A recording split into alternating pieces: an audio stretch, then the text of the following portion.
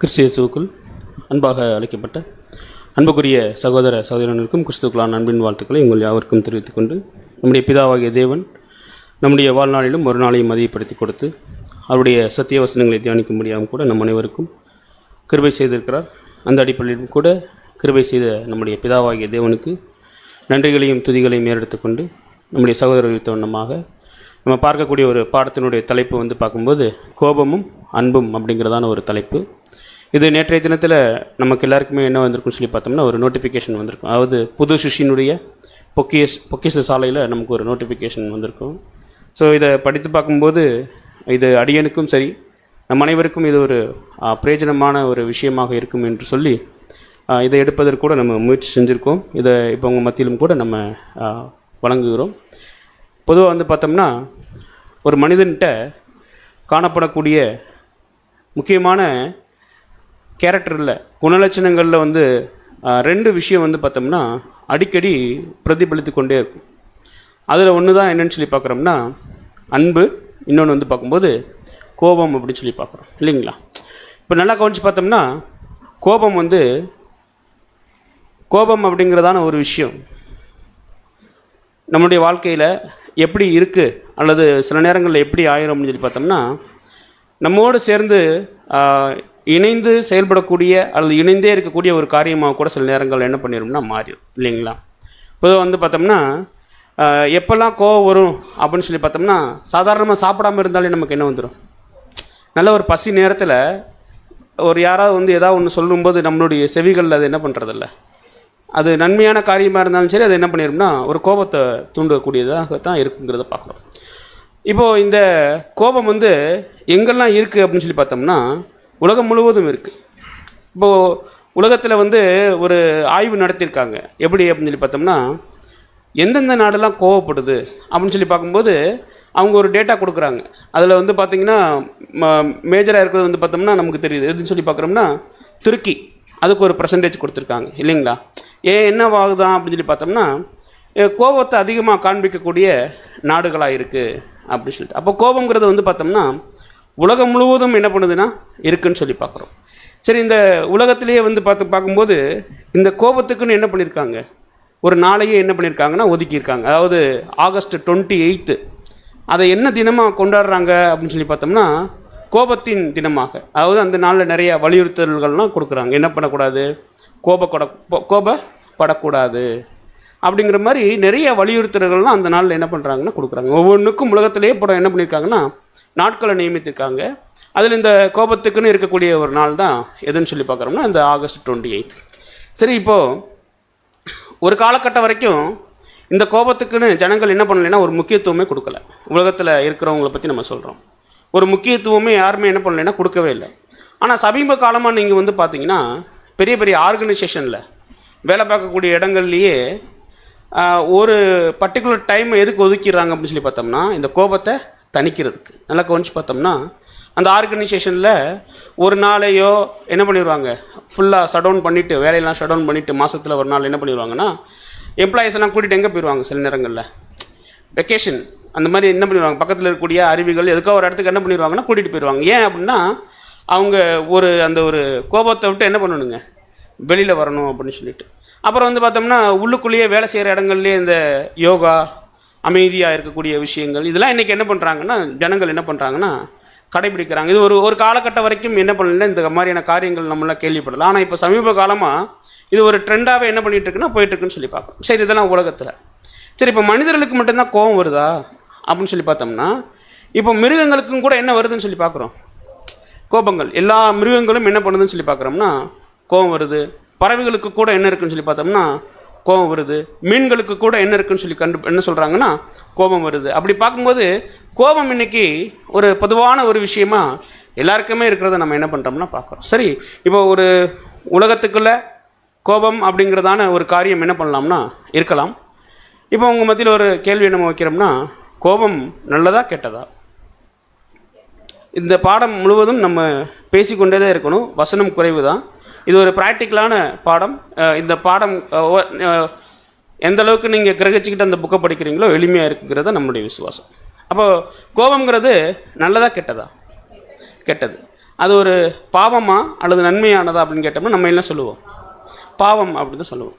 ஆனால் இது நம்ம கேட்கும்போது நம் அனைவருனாலுமே சொல்லக்கூடிய ஒரு விஷயம் என்னன்னு சொல்லி பார்த்தோம்னா, கோபம் என்பது பாவம் அல்லது கோபம் என்பது ஒரு தீமையான காரியம். இப்படி தான் நம்ம என்ன பண்ணுறோம்னா இதை சொல்கிறதுக்கு முயற்சிக்கிறோம். ஆனால் அப்போஸ்தலனாகிய பவுல் மாத்திரம் என்ன சொல்கிறான்னு சொல்லி பார்க்குறோம்னா, எபேசியருக்கு எழுதின நிருபம் 4ஆம் அதிகாரம் 26வது வசனம். எபேசியர் 4ஆம் அதிகாரம் 26ஆம் வசனம், நீங்கள் கோபம் கொண்டாலும் பாவம் செய்யாதிருங்கள். பாருங்க, நீங்கள் கோபம் கொண்டாலும் அப்படிங்கிற ஒரு இடத்துல நம்ம நிறுத்திடலாம். கோபம் கொண்டாலும், அப்போ கோபம் கொள்ளலாமா வேண்டாமா? அப்போ அடுத்த கேள்வி நமக்கு வருது இல்லைங்களா? இப்போ நம்ம கேள்வி கேட்கும்போது கோபப்படக்கூடாதுன்னு உலகத்தில் உள்ளவங்களே சொல்கிறாங்க இல்லைங்களா? இப்போ அப்போஸ்தலனாகிய பவுல் என்ன சொல்கிறாருன்னு சொல்லி பார்த்தோம்னா, நீங்கள் கோபம் கொண்டாலும் இல்லைங்களா? இது திருவிழியத்தில் அல்லது மற்ற மொழிபெயர்ப்பில் படித்து பார்த்தோம்னா, அதாவது கோபம் கொள்ளலாம், அந்த கோபம் எங்கே போயிடக்கூடாது? பாவத்துக்கு போயிடக்கூடாது அப்படிங்கிறதான ஒரு விஷயம். இப்போ நீங்கள் சொல்லுங்கள், கோபம் கொள்ளலாமா? ஏன்னா பவுல் என்ன சொல்கிறாருன்னு சொல்லி பார்த்தோம்னா, நீங்கள் கோபம் கொண்டால். இதே திருவிழுத்தில் அல்லது மற்ற மொழிபெயர்ப்புகளை படித்து பார்த்தோம்னா, அதாவது உங்கள் கோபம் பாவம் செய்யும் அளவிற்கு நீங்கள் என்ன பண்ணாதீங்க, அனுமதிக்காதீங்க. அப்படின்னா கோபம் கொள்ளலாமா? இந்த பாடம் ஒரு உரையாடல் போல தான் காணப்படும். ஏன்னா வசனங்கள் குறைவு. இது ஒரு ரா மெட்டீரியல். அதை நம்ம ப்ராக்டிக்கல் லைஃப்பில் எப்படி உபயோகிக்கிறதுங்கிறத தான் நம்ம பேசுகிறோம். அப்படின்னா இப்போது பவுல் அவங்க எழுதின அந்த ஒரு நிருபத்தினுடைய காரியத்தில் எபேசியர் 4ஆம் அதிகாரம் 26ஆம் வசனத்தில் பார்க்கும்போது, கோபம் கொண்டாலும் நீங்கள் என்ன பண்ணாதீங்க, பாவம் செய்யாதீங்க. அப்படின்னா என்ன சொல்கிறாரு அப்படின்னு சொல்லி பார்த்தோம்னா, என்ன கருத்து நமக்கு தென்படுதுன்னா, கோபம் என்ன பண்ணலாம், கொள்ளலாம் அப்படிங்கிறதான ஒரு கருத்துக்கு இப்போ நம்ம எல்லாருமே வந்திருக்கோம். சரி, இப்போது பவுல் அவங்க சொன்னது போல், அப்போஸ்தலர் பவுல் அவங்க சொன்னது போல் கோபம் கொள்ளலாம்னே வச்சுக்கிறலாம். இந்த ஒரு விஷயத்தை நம்ம பின்னாடி பார்ப்போம். இப்போது கோபம்னா நமக்கு என்னென்னு தெரியணும்ல இல்லைங்களா? கோபம் அப்படிங்கிற ஒரு விஷயம், அதனுடைய தாற்பயம் அல்லது அதுக்குள்ளே இருக்கக்கூடிய சாராம்சம் என்னன்னு தெரியணும் இல்லைங்களா? அப்போ முதல் கேள்வியாக நம்ம இப்போ வச்சோம்னா, கோபம்னா என்னன்னு சொல்லலாம். நம்ம அமைதி ஆகிட்டோம். என்ன சிஸ்டர்? பிடிக்காத காரியத்தை செய்யும்போது கோபம் வரும். ஓகே, ஏறத்தாழ கருத்துக்கள் என்ன பண்ணுதுன்னா வருது. இப்போ நல்லா கவனிச்சு பார்த்தோம்னா, கோபம்னா என்ன அப்படிங்கிறத சரிவர நம்ம புரிஞ்சுக்கிறாமலே கோபப்படுறது வழக்கம். ஆனால் கரெக்டாக நல்லா கவனிச்சு பார்த்தோம்னா, கோபம்னா என்ன அப்படின்னு சொல்லி பார்க்கும்போது, ஒரு அதிருப்தி அல்லது வெறுப்பு, அதாவது வெறுப்பினுடைய விஷயத்தை வெளிப்படுத்தக்கூடிய ஒரு உணர்ச்சி. அதாவது அதிருப்தின்னு சொல்லலாம், அல்லது ஒரு விஷயத்தின் மேலே வெறுப்பு இருக்குது எனக்கு, அதை வெளிப்படுத்தக்கூடிய உணர்ச்சி இருக்குது பார்த்தீங்களா, அதுக்கு பேர் தான் என்னன்னு சொல்லி பார்த்தோம்னா கோபம். ஒரு விஷயம் எனக்கு வெறுப்பை தூண்டுது அல்லது அதிருப்தியை கொடுக்குதுன்னா, அதுக்கு அந்த உணர்ச்சியினுடைய வெளிப்பாடு இருக்குது பார்த்தீங்களா, அதுதான் என்னன்னு சொல்லி பார்க்குறோம்னா கோபம் அப்படின்னு சொல்லி பார்க்குறோம். சரி, இதுக்கு சரியாக புரிஞ்சுக்கிற மாதிரி ஒரு வேதத்திலிருந்து நம்ம ஒரு விளக்கம் கொடுக்கலாம்னா, காயின் ஆபில் இல்லைங்களா? இப்போது காயின் என்ன பண்ணாருன்னு சொல்லி பார்த்தோம்னா, கொலை பண்ணார். இந்த கொலைக்கு எது தூண்டுதலாக இருந்ததுன்னு சொல்லி பார்த்தோம்னா கோபம் தான் இல்லைங்களா? அப்போ அதான் நம்ம வசனம் படிக்கிறோம், படிச்சிடலாம் சிஸ்டர். ஆதியாகமம் 4ஆம் அதிகாரம் 8ஆம் வசனம், காயின் தன் சகோதரனாகிய ஆபேலோடு பேசினான். அவர்கள் வயல்வெளியில் இருக்கும் சமயத்தில் காயின் தன் சகோதரனாகிய ஆபேலுக்கு விரோதமாய் எழும்பி அவனை கொலை செய்தான். பாருங்க, இப்போ இங்க நம்ம பார்க்குறோம் கோபம்னா என்ன அப்படின்னு கேள்வி கேட்கும்போது, ஒரு வெறுப்பு அல்லது தான் அங்கீகரிக்கக்கூடிய காரியம் நடக்கலை, அதனால ஏற்பட்ட ஒரு அதிருப்தி இல்லைங்களா? ஏன்னா நம்ம பார்க்குறோம், இவருடைய காணிக்கைகளை யார் அங்கீகரிக்கலைன்னா தேவன் அங்கீகரிக்கலை. தன்னுடைய சகோதரனுடைய விஷயத்தை தேவன் என்ன பண்ணிட்டாருன்னா அங்கீகரிச்சிட்டாரு. அதனால ஏற்பட்ட ஒரு விளைவு என்னன்னு சொல்லி பார்க்குறோம்னா அங்கே ஒரு கொலை நடக்குது இல்லைங்களா? அப்போ இங்கே நம்ம பார்க்குறோம் கோபம்னா என்ன அப்படின்னு சொல்லி பார்க்கும்போது ஒரு அதிருப்தி அல்லது என்னன்னு சொல்லி பார்க்குறோம்னா வெறுப்பினுடைய வெளிப்பாட்டின் உணர்ச்சின்னு சொல்லி பார்க்குறோம். இப்போது கோபம் கொள்ளலாமா? இப்போ மறுபடியும் அதே கேள்வி உங்கள் மத்தியில் வைக்கிறோம், கொள்ளலாமா? ஆனால் பவுல் எழுதிட்டாரு, கோபம் கொண்டாலும். இங்கே கோபம் வந்திருக்கு இல்லையா? பாவம் செஞ்சுட்டாரு. அப்போ பாவம் பண்ணாத அளவுக்கு கோபப்பட்டுக்கிட்டால் அது நியாயம் அப்படிங்கிற மாதிரி ஆயிருமானா இப்போ நமக்கு ஒரு குழப்பம் வரும். இப்போ கோபம் கொள்ளலாம் அப்படிங்கிறது ஒரு சிலருடைய கருத்தாக இருக்கும், கோபம் கொள்ளக்கூடாதுங்கிறது ஒரு சிலருடைய கருத்தாக இருக்கும். கோபம் கொள்ளலாம் பிரதர், பாவம் வர்ற வரைக்கும், பாவம் செய்யாத வரைக்கும் பார்த்துக்கிட்டா அது போதுமானது. இப்போ ஒரு வசனம் படிக்கலாம், நம்ம பைபிளிலிருந்து படிக்கலாம். யாக்கோபு 1ஆம் அதிகாரம் 20வது வசனம்.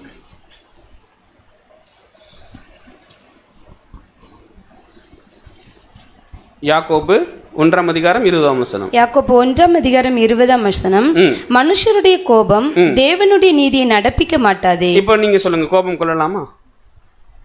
ஏன்னா இப்போ நம்ம படித்தோம், கோபம் அப்படிங்கிற ஒரு விஷயம் வந்து பார்த்தோம்னா கோபம் கொண்டாலும் அப்படின்னு பவுல் சொல்றாரு. ஆனால் யாக்கோபு என்ன சொல்றாருன்னு சொல்லி பார்த்தோம்னா, மனுஷனுடைய கோபம் எதை நடப்பிக்க மாட்டாதான், தேவனுடைய நீதியை நடப்பிக்க மாட்டாது. அப்போ மனுஷனுடைய கோபம் என்ன பண்ணக்கூடாது, நீதியை நடப்பிக்க மாட்டாது. அதனால கோபம் நம்ம என்ன பண்ணலாம், கொள்ளலாமா கூடாதா?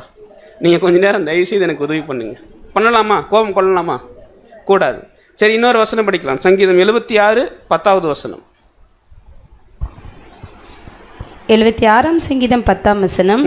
மனுஷனுடைய கோபம் உமது மகிமை விளங்க பண்ணும். பாருங்க, யாக்கோபுல படிக்கும்போது என்ன படிக்கிறோம் அப்படின்னு சொல்லி பார்த்தோம்னா, மனுஷனுடைய கோபம் தேவனுடைய நீதி என்ன பண்ணாதுங்க, நடப்பிக்க மாட்டாது. பவுல், அப்போஸ்தலனாகிய பவுல் அவங்க என்ன சொல்றாங்கன்னா, நீங்க கோபம் என்ன பண்ணலாம், கொள்ளலாம். சரி, ஒருவேளை கோபம் கொள்ளக்கூடாது அப்படிங்கிற ஒரு முடிவுக்கு வந்துட்டு வேற ஒரு இடத்துல போய் பார்த்தோம்னா, மனுஷனுடைய கோபம் என்ன பண்ணுமா, தேவனுடைய இப்போ பாருங்க, கோபத்து மேலே நமக்கு என்ன வர ஆரம்பிக்குதுன்னா ஒரு விஷயம் வர ஆரம்பிக்குது. அப்படின்னா இப்போது ஃபஸ்ட்டு பாயிண்ட் நம்ம கண்டுபிடிக்கிறோம், கோபம் கொள்ளலாமா வேணாமா அப்படிங்கிறதுலேயே நிறைய முரண்பாடு வந்திருக்கிறத நம்ம பார்க்குறோம். அப்போ அதுக்கு தான் நம்ம என்ன பார்த்தோம் அப்படின்னு சொல்லி பார்த்தோம்னா, கோபம்னா என்ன அப்படின்னு சொல்லி பார்க்கும்போது என்னன்னு சொல்லி பார்த்தோம்னா அதிருப்தியை வெளிப்படுத்தக்கூடிய ஒரு உணர்ச்சின்னு சொல்லி பார்க்குறோம். சரி, இப்போது இதில் வந்து பார்த்தோம்னா 2 விதமான கோபம் இருக்குது. கோபம்னா என்னன்னு பார்த்துட்டோம், இதில் 2 விதமான கோபம் இருக்குது. இப்போ நீங்கள் சொல்லுவீங்க, கரெக்டாக சொல்லுவீங்க, என்னன்னு சொல்லி பார்த்தோம்னா ஆக்கப்பூர்வமான கோபம், இன்னொன்று அழிவுக்கு ஏதுவான கோபம். இதை எப்படி புரிஞ்சுக்கிறது? ஆக்கப்பூர்வமான கோபம் அப்படின்னா நன்மையான கோபம்னு ஒரு சிலதுலாம் என்ன பண்ணுதுன்னா இருக்குது. எப்படி சொல்லலாம்? நன்மைக்கு ஏது இல்லாத கோபம்லாம் என்ன பண்ணுதுன்னா இருக்குது. இப்போது ஆக்கப்பூர்வமான கோபம் அப்படிங்கிறது என்னன்னு சொல்லி பார்த்தோம்னா, இப்போ நம்ம எல்லோரும் ஸ்கூலில் படித்து தான் வந்திருக்கோம் இல்லைங்களா?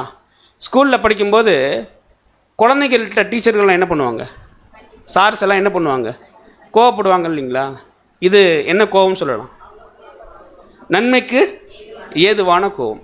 இதே இது நீங்கள் பைபிள் எடுத்துட்டோம்னு வைங்களேன், நாத்தான் வந்துட்டு தாவீதை போய் கோவப்பட்டு அங்கே எச்சரிக்கலைன்னு வைங்க, என்ன ஆயிருக்கும்? அவருடைய வாழ்க்கைக்கு அங்கே ஒரு கேள்விக்குறி வந்திருக்கும் இல்லைங்களா?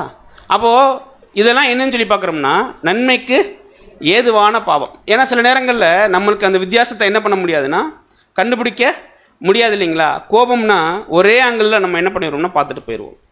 ஏன்னா பவுல் எந்த ஆங்கிளில் பேசுறாருங்கிறது நமக்கு இது வரைக்கும் தெரியல, போக போக நம்ம என்ன பண்ணிடுவோம்னா கண்டுபிடிச்சிடும். இப்போ இந்த கோபத்துக்கான விஷயத்தை தான் நம்ம என்ன பண்ணிகிட்டு இருக்கோம்னா பார்க்குறோம். கோபம்னா என்னன்னு சொல்லி பார்க்கும்போது அது ஒரு உணர்ச்சி, அதிருப்தியை வெளிப்படுத்தக்கூடிய ஒரு உணர்ச்சி. அதே நேரத்தில் கோபம் எத்தனை வகைப்படும் அல்லது எந்தெந்த மாதிரிலாம் கோபம் இருக்குன்னு சொல்லி பார்த்தோம்னா ஆக்கப்பூர்வமான கோபம் இருக்குது இல்லைங்களா? அதே நேரத்தில் அந்த ஆக்கப்பூர்வமான கோபம் என்ன பண்ணுன்னு சொல்லி பார்த்தோம்னா ஒருத்தரை என்ன பண்ணும்னா நல்வழிப்படுத்தும். இன்னொன்று என்ன கோபம்னு சொல்லி பார்த்தோம்னா அழிவுக்கு ஏதுவான கோபம். அது என்ன பண்ணுன்னு சொல்லி பார்த்தோம்னா பொருள் சேதத்தையோ அல்லது மனித சேதத்தையோ அதனால் எந்த ஒரு நன்மையுமே என்ன பண்ணாதுங்க, இருக்காது. அதுதான் என்னன்னு சொல்லி பார்த்தோம்னா அழிவுக்கு ஏதுவான கோபம். இதில் நாம் எந்த விதமான கோபம் கொள்கிறோம் அப்படிங்கிறது ரொம்ப ரொம்ப முக்கியம். கரெக்டுங்களா? நாம் எந்த விதமான கோபம் கொண்டு இருக்கிறோம் அப்படிங்கிறத நாம் அடிக்கடி நம்ம கேள்வி கேட்க வேண்டியவர்களாக நம்ம என்ன பண்ணுறோம்னா இருக்கோம். சரி, இப்போது கோபம்னா என்னன்னு பார்த்துட்டோம். அந்த கோபம் எத்தனை விதமாக இருக்குன்னு சொல்லி பார்க்கும்போது 2 விதமாக இருக்கிறத நம்ம என்ன பண்ணிட்டோம்னா பார்த்துட்டோம். சரி, கோபம் எப்போ வரும்? இதுக்கு கண்டிப்பாக நீங்கள் பேசணும். என்னங்க சிஸ்டர்? அதுதான் கோபம்னா அதனுடைய விளக்கத்தை பார்த்துட்டோம். எப்போ வரும்? அதுக்குன்னு ஒரு கால சூழ்நிலை இருக்கணும் இல்லையா? கோபம்னா எப்போ வரும் அப்படின்னு சொல்லி பார்க்கும்போது அதுக்கு ஒரு சூழ்நிலை இருக்கணும் இல்லைங்களா? அப்போ தான் கோபம் வரும். சும்மா இருக்கும்போது கோவப்படுவாங்களா யாராவது? வாய்ப்பே இல்லை. அப்போ ஒரு சூழ்நிலை அங்கே என்ன பண்ணணும்னா உருவாகணும். இதெல்லாம் நம்மளுடைய வாழ்க்கையில் உருவாகுதா அப்படிங்கிறதெல்லாம் நம்ம என்ன பண்ணலாம்னா நிதானிச்சு பார்க்கலாம். ஏன்னா தேவன் ஒரு இடத்துல தெளிவாக சொல்லிட்டாரு, மனுஷனுடைய கோபம் என்ன பண்ணாதுங்க, தேவனுடைய நீதியை என்ன பண்ணாதுங்க, நடப்பிக்காது. ஆனால் ஒரு இடத்துல சொல்லும்போது நீங்கள் கோபம் என்ன பண்ணலாம், கொள்ளலாம். இப்போ இதில் எது தேவைங்கிறத நம்ம ஒரு புது சிஷிகளாக இருந்து தீர்மானிக்க வேண்டியவர்களாக நம்ம என்ன பண்ணுறோம்னா இருக்கோம். அப்படின்னா இந்த கோபம் எப்போ வரும் ஒரு மனிதனுக்கு அப்படின்னு சொல்லி பார்த்தோம்னா சுயத்தை யாராவது தடுக்கும்போது என்ன வந்துருங்க, கோபம் வந்துடும் இல்லைங்களா? இன்னும் வந்து பார்த்தோம்னா விரும்பிய ஒன்று யாராவது தடை செய்யும் போது நமக்கு என்ன வரும்னு சொல்லி பார்த்தோம்னா கோபம் வரும். சரி, இந்த கோபம் எவ்வளோ ஸ்பீடில் வரும்? அதனுடைய வேகத்தை என்ன பண்ண முடியாதுன்னா கணிக்கவே முடியாதுன்னு போட்டிருக்காங்க. ஒவ்வொரு மனிதனுக்கும் ஒவ்வொரு விதமாக வரும். ஆனால் எப்போ வரும், அதுக்கு ஒரு சூழ்நிலை அப்படின்னு சொல்லி பார்த்தோம்னா, சுயத்தை யாராவது தடுக்கும்போது அல்லது விரும்பிய ஒன்றை யாராவது தடை செய்கிறாங்கன்னு வைங்க, அப்போ என்ன வரும்னு சொல்லி பார்த்தோம்னா கோபம் வரும். இதுக்கு ஒரு கரெக்டான எக்ஸாம்பிள்னா யாரை சொல்லலாம்னு சொல்லி பார்த்தோம்னா பிழையாம். இப்போ பிழையாம்கிட்ட தேவன் என்ன சொல்கிறாங்கன்னா, அந்த மனிதர்களோடு நீ என்ன பண்ணக்கூடாது, போகக்கூடாது. ஆனால் இவருக்குள்ள ஒரு சுயம் வந்துருச்சு. என்ன சுயம் அப்படின்னு சொல்லி பார்த்தோம்னா, உங்களுக்கு நிறைய பொருளும் எல்லாமே நம்ம என்ன பண்ணிடலாம், கொடுத்துடலாம் அப்படிங்கிறதான ஒரு செய்தி பாலாக் ராஜாவிடம் வந்தது. இவருடைய மனசில் பதிஞ்சதுனால போய் தேவன்கிட்ட என்ன பண்ணுறாருங்க, போக வேணாம்னு சொன்ன இடத்துக்காக ஜெபம் பண்ணுறாரு. தேவன் இவருடைய சுயத்தை என்ன பண்ணிட்டாங்க, அறிஞ்சிட்டாங்க. அடுத்த நாள் போகிறதுக்கு உண்டான அனுமதியும் என்ன பண்ணிடுச்சுன்னா கிடச்சிருச்சு. ஆனாலும் அதில் சில தடங்கள்லாம் தேவன் என்ன பண்ணுறாங்கன்னா விதிக்கிறாங்க. இப்படி விதிக்கும்போது இங்கே அப்படியே போயிட்டுருக்காரு. கழுதை என்ன பண்ணுறதில்ல, சரியான வழியிலேயே போகாமல் அங்கே எங்கேயும் என்ன பண்ணுதுன்னா செவத்தில் போய் ஒட்டுது. ஒட்டும்போது இப்போ என்ன ஆயிருதுன்னு சொல்லி பார்த்தோம்னா படிச்சிடலாம் சிஸ்டர். என்ன 12ஆம் அதிகாரம் 27வது வசனம். என்னாகமம் 12ஆம் அதிகாரம் 27ஆம் வசனம். கழுதை கர்த்தருடைய தூதனை கண்டு பிழையாமின் கீழ் படுத்து கொண்டது. பிழையாம் கோபம் உண்டவனாகி கழுதையை தடியினால் அடித்தான். இப்போ ஏன் கழுதை அவர் அடிக்கிறாருங்க? கோபம் எதனால இந்த கோபம் வந்திருக்கு? அவருடைய சுயத்தை இப்போ என்ன பண்ணிக்கிட்டு இருக்குங்க, இந்த கழுதை ஸ்டாப் பண்ணிக்கிட்டே இருக்கு. என்ன பண்ணிக்கிட்டு இருக்குன்னா தடுத்து தடுத்து தடுத்து என்ன பண்ணுதுன்னா நிறுத்திக்கிட்டே இருக்கு. அதாவது அதுக்கு என்ன ஒரு விஷயம் சொல்லி பார்த்தோம்னா, தேவனுடைய தூதன் பட்டயத்தோடு என்ன பண்ணுறாருங்க அங்கே முன்னாடி நிற்கிறாரு. ஆனால் இப்போ என்ன ப்ராப்ளம் ஆகுதுன்னு சொல்லி பார்த்தோம்னா, இந்த சுயத்தை இவர் மனசில் வச்சுருக்கிறதுனால அதை போக விடாமல் தேவன் என்ன பண்ணுறாருங்க இண்டிகேஷன் கொடுத்துட்டே இருக்காரு. இப்போ இவருக்கு என்ன பிரச்சனை, இவருக்கு என்ன கோவம் வருதுன்னு சொல்லி பார்த்தோம்னா, நானே ஒரு மனசுக்குள்ளே என்ன வச்சுருக்கேன், பெரிய ஒரு ஆசையை வச்சுருக்கேன். அந்த ஒரு சுயத்தை நான் என்ன பண்ணியிருக்கேன்னா உள்ளே வச்சுருக்கேன். ஆனால் என்ன பண்ணுதுன்னு சொல்லி பார்த்தோம்னா, இந்த கழுதை போக விடாமல் தடுக்குதுன்னு சொல்லிட்டு சுயத்தை இப்போ டச் பண்ணும்போது இப்போ என்ன பண்ணுறான்னு சொல்லி பார்த்தோம்னா, கோபம் இவருக்கு என்ன பண்ணிடுதுங்க ஆட்டோமேட்டிக்காக என்ன பண்ணிடுதுன்னா இங்கே அடிக்க ஆரம்பிக்கிறார். அப்போது நம்ம என்ன கண்டுபிடிக்கிறோம்னா, கோபம் எப்போ வரும் ஒருத்தருக்கு பார்க்கும்போது, சுயத்தை யாராவது டச் பண்ணால் தடுத்தா கண்டிப்பாக அவங்களுக்கு என்ன வரும், கோபம் வரும் அப்படிங்கிறத பார்க்கணும். இதெல்லாம் நம்ம படிக்கும்போது இதெல்லாம் இந்த மாதிரியான கோபம் நமக்கு தகுதியானதாங்கிறத நம்ம என்ன பண்ணிக்கிறோம்னா தீர்மானிச்சுக்கிறோம். அப்புறம் பார்க்கும்போது நம்ம பார்க்குறோம், அது மட்டும்தான் சுயத்தை தடுக்கும்போது மட்டும்தான் வருமானு சொல்லி பார்த்தோம்னா இல்லை. இப்போ நம்ம கோபம் ஒருத்தர் ஒரு திடீர்னு கோவப்படுறோம்னு வைங்களேன், கோவப்பட்டு கொஞ்சம் நேரமெல்லாம் ஆனதுக்கப்புறம் அந்த பிரதர்கிட்டையோ சிஸ்டர்கிட்ட போய் கேட்டோம்னு வைங்களேன், ஏன் பிரதர் இவ்வளோ கோவம் ஆகிட்டீங்க அப்படின்னு சொல்லிட்டு கேட்டோம்னா, அந்த பிரதர் என்ன பண்ணிட்டாரு டப்புன்னு அவர் பேச ஆரம்பிச்சோன்னு எனக்கு என்ன ஆயிடுச்சுங்க, டென்ஷன் ஆயிடுச்சு இல்லைங்களா, கோவம் வந்துடுச்சு.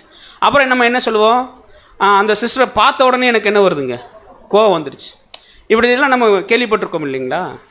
அதை பார்த்தாலே, அந்த ஒரு விஷயத்தை பார்த்தாலே எனக்கு என்ன ஆயிருதுங்க, கோவமாக வருது. அவங்க மட்டும் இப்படி செய்யலைன்னா நான் என்ன பண்ணியிருப்பேன், நான் பாட்டுக்கு அமைதியாக என்ன பண்ணியிருப்பேன் இருந்திருப்பேன். நம்ம இதெல்லாம் கேள்விப்பட்டிருக்கோம் இல்லைங்களா பேச்சு வழக்கில். ஏன் இதெல்லாம் பார்க்குறோம்னா, இந்த கோபம் இல்லைங்களா, இந்த கோபம் பார்த்தோம்னா எப்படியெல்லாம் உருவாகுது, எந்த சூழ்நிலை அதுக்கு ஊக்குவிக்குது அப்படிங்கிறத நம்ம என்ன பண்ணுறோம்னா பார்க்கணும். அப்புறம் நல்லா கவனித்து பார்த்தோம்னா, நம்ம ஆஃபீஸுகளில் சில இடங்களில் நம்மளை மாதிரி அவரும் ஈக்குவலாக என்ன பண்ணியிருப்பாருங்க வேலை பார்த்துருப்பார். ஆனால் அவருக்கு மட்டும் என்ன பண்ணிடுங்க ப்ரமோஷன் கிடச்சிரும். உடனே நமக்கு என்ன வந்துடும், இந்த கோபம் எப்படியெல்லாம் உருவாகுதுன்னு பாருங்களேன். அப்போ அவருக்கு ஒரு ப்ரமோஷன் கிடச்சிரும். ஆனால் நானும் அவரை மாதிரி தானே வேலை பார்த்தேன், அவரை மாதிரி தானே இத்தனை வருஷம் நான் இருந்திருக்கேன், எனக்கு மட்டும் என்ன இல்லை, ப்ரமோஷன் இல்லை. அப்படிலாம் என்ன பண்ணணும்னு சொல்லி பார்த்தோம்னா இந்த கோபம் வர்றதை பார்க்குறோம். அப்புறம் அதிகமாக நோய்வாய்ப்படக்கூடிய சகோதரிகள்லாம் பார்த்தோம்னா எது வர்றதுக்கு வாய்ப்பு இருக்குது தெரியுங்களா, அதிகமாக கோபம். ஏன், அவங்க மட்டும் என்னவா இருக்காங்க, நல்ல ஆரோக்கியத்துடன் இருக்காங்க. ஆனால் எனக்கு மட்டும் என்னென்னா தொடர்ந்து இப்படி ஒரு நோய்வாய்ப்பட்டுகிட்டே இருக்கேன்னு சொல்லிட்டு என்ன வரும் சொல்லி பார்க்குறோம்னா அவங்களுக்கு கோபம் வர்றதுலாம் வாய்ப்பாக இருக்குது. இப்போ நல்லா கவனித்து பார்த்தோம்னா, கோபம் உருவாகக்கூடிய சூழ்நிலை பார்க்கும்போது எப்போவுமே நான் தான் கோவப்பட்டேன்னு என்றைக்குமே யாரும் சொல்கிறதில்ல. ஆனால் பார்த்தோம்னா இதனால கோபம் வந்துருச்சு, அதனால கோபம் வந்துருச்சு, அந்த பிரதர்னால கோபம் வந்துருச்சு, இந்த சிஸ்டர்னால எனக்கு என்ன வந்துச்சுங்க கோபம் வந்துருச்சு அப்படிங்கிறது தான் பார்க்குறோம். ஆனால் நல்லா கவனிச்சு பார்த்தோம்னா, சுயத்தை என்றைக்குமே ஒருவர் தடுக்கும்போது, அந்த சுயத்தை ஒருவர் அங்கீகரிக்காத போது என்ன வர ஆரம்பிக்குன்னு சொல்லி பார்க்குறோம்னா கோபம் வர ஆரம்பிக்கும். நல்லா கவனிச்சு பார்த்தோம்னா, நோய்வாய்ப்படக்கூடிய, அதாவது ஒரு குறை தன்னிடத்தில் இருக்குன்னு வைங்களேன், அவங்களுக்கு கூட என்ன வரும்னு சொல்லி பார்த்தோம்னா கோபம் வர்றதுக்கு வாய்ப்பு இருக்குது. இப்போ நல்லா கவனிச்சு பார்த்தோம்னா படிச்சிடலாம் சிஸ்டர். ஆதியாகமம் 30:1. ஆதியாகமம் 30:1. ராகேல் தான் யாக்கோபுக்கு பிள்ளைகளை பெறாததை கண்டு தன் சகோதரின் மேல் பொறாமை கொண்டு யாக்கோபை நோக்கி, எனக்கு பிள்ளை கொடும், இல்லாவிட்டால் நான் சாகிறேன் என்றாள். பாருங்க, எனக்கு பிள்ளை கொடும், இல்லாவிட்டால் நான் என்ன பண்றேன், சாகிறேன். என்ன சொல்றாங்கன்னு சொல்லி பார்த்தோம்னா, அதாவது ராகேல் தான் யாக்கோபுக்கு பிள்ளைகளை பெறாததை கண்டு, தாண்ட ஒரு குறை இருக்கு இல்லைங்களா, தன் சகோதரி மேல் என்ன வந்துருச்சுங்க, அவங்களுக்கு பொறாமை வந்துருச்சு. பொறாமை வந்து இப்போ யாக்கோபுகிட்ட என்ன பண்ணுறாங்கன்னா, ஒரு கோவப்படுறாங்க. என்ன என்ன என்ன கோவப்படுறாங்க, என்கிட்ட ஒரு குறை.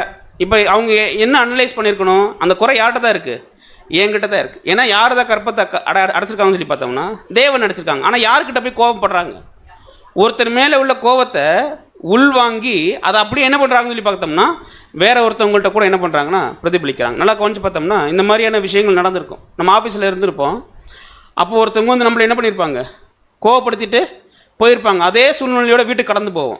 கடந்து போன உடனே வீட்டில் நம்மள்ட்ட எதிர்படுறது வந்து யாராக இருப்பாங்கன்னா, குழந்தைங்களா இருப்பாங்க. அவங்க ஏதோ ஒன்று என்ன பண்ணியிருப்பாங்க, விளையாண்டுட்டு இருப்பாங்க. நம்ம உடனே அந்த கோவத்தை என்ன பண்ணுவோம்னா அங்கே இம்ப்ளிமெண்ட் பண்ணுவோம். எப்படின்னா, எத்தனை டைம் நான் சொல்லியிருக்கேன், நான் இந்த மாதிரி என்ன பண்ணாத, எல்லாத்தையும் பரப்பி போட்டு என்ன பண்ணாத, விளையாடாத. அப்போ ஒரு கோவத்தை என்ன பண்ணுவோம்னா அப்படியே உள்வாங்கி வேற ஒரு பக்கம்லாம் நம்ம என்ன பண்ணுவோம்னா திணிப்போம் அப்படிங்கிறத பார்க்கணும். ஆனால் நல்லா கவனிச்சு பார்த்தோம்னா, இந்த நாம் கோவப்படுறதுக்கு ஒருபோதும் யார் காரணம் இல்லைன்னு சொல்லி பார்த்தோம்னா, மற்றவர்கள் என்ன பண்ணுறதில்ல, காரணம் இல்லவே இல்லை. ஆனால் நம்ம எதிர்பாராத விதமாக நம்ம என்ன சொல்ல ஆரம்பிச்சிடுவோம்னா, இந்த கோபத்துக்கு யார் தான் காரணம், என்னை கோபத்துக்குள்ளே ஆளாக்குனது யார் தான், நீ தான் அப்படின்னு என்ன பண்ணிடுவோம்னா நம்ம எளிதாக சொல்லிடலாம். ஆனால் நல்லா கவனிச்சு பார்த்தோம்னா, கோபத்திற்கான சூழ்நிலைகள் வருது பார்த்தீங்களா, அது என்றைக்குமே நம்மளை கோபத்தை என்ன பண்ணாதுங்க, உருவாக்காது. நமக்கு அதை வந்து பார்த்தோம்னா பாதிப்பை உருவாக்கும். பாதிப்பை தான் உருவாக்குமே ஒழிய, கோபம் உருவாகிறது யாரிடம் பார்க்கும்போது, ஒரு அதாவது எந்த சகோதரனோ சகோதரியோ கோபப்படுறாங்களோ அவர்களிடமிருந்து தான் என்ன உருவாகுதுன்னு சொல்லி பார்க்குறோம்னா, அந்த கோபம்ங்கிற ஒரு காரியம் என்ன பண்ணுதுங்க, உருவாகுது அப்படிங்கிறத சொல்லி பார்க்குறோம். சரி, இந்த கோபம் உருவாகிறதுக்கு என்ன காரணம்? இப்போ நம்ம பார்த்தோம், கோபம் உருவாகிறதுக்கு உண்டான சூழ்நிலைகள்லாம் எப்படிலாம் வருதுன்னு சொல்லி பார்த்தோம் இல்லைங்களா. அதாவது தன்னுடைய சுயத்தை இல்லைங்களா டச் பண்ணால் கோபம் வரும். சூழ்நிலைகள் என்ன பண்ணோம்னா பாதிப்பை உண்டாக்கும். அதை தவறாக புரிஞ்சு கொண்டுட்டு நம்ம என்ன பண்ணிடுவோம், கோபப்பட்டுருவோம் இல்லைங்களா. சரி, இந்த உண்மையிலேயே இந்த கோபம் உருவாகிறதுக்கு என்ன காரணம் அப்படின்னு சொல்லி பார்த்தோம்னா, ஒரு 5-6 விஷயங்கள் இருக்குது. அதில் வந்து முக்கியமானதுன்னு சொல்லி பார்த்தோம்னா, நாம் எல்லாருமே எப்படி தான் இருக்கோம்னு சொல்லி பார்த்தோம்னா, சாபத்தின் கீழாக இருக்கிறதுனால தான் என்ன வருதுன்னு சொல்லி பார்க்குறோம்னா கோபம். இதுக்கு அருமையான உதாரணம்னா யார் சொல்லலாம்னா, காயின். அவர் யார் எதுக்கு கீழே தான் அவர் வாழ ஆரம்பித்தார்னு சொல்லி பார்க்கும்போது, சாபத்தின் கீழாக வாழ ஆரம்பித்ததுனால அங்கே கோபம் என்ன பண்ணுதுன்னு சொல்லி பார்த்தோம்னா பிரதிபலிக்குது. அதாவது தன்னுடைய தந்தை தாயிடமிருந்து பார்க்கக்கூடிய விஷயங்கள் அவருடைய உள்ளத்தில் என்ன ஆயிடுச்சுன்னு சொல்லி பார்க்குறோம்னா, பதிஞ்சு என்ன வருதுன்னு சொல்லி பார்த்தோம்னா கோபம் அங்கே என்ன பண்ணுதுன்னா வெளிப்படுதுன்னு பார்க்குறோம். அப்புறம் வந்து பார்க்கும்போது இந்த சுயம் அப்படிங்கிற ஒரு விஷயம் இந்த கோபத்துக்கு என்னவா இருக்குன்னு சொல்லி பார்த்தோம்னா, ரொம்ப ரொம்ப முக்கியமான விஷயமே எதுன்னு சொல்லி பார்க்குறோம்னா இந்த சுயம்தான்.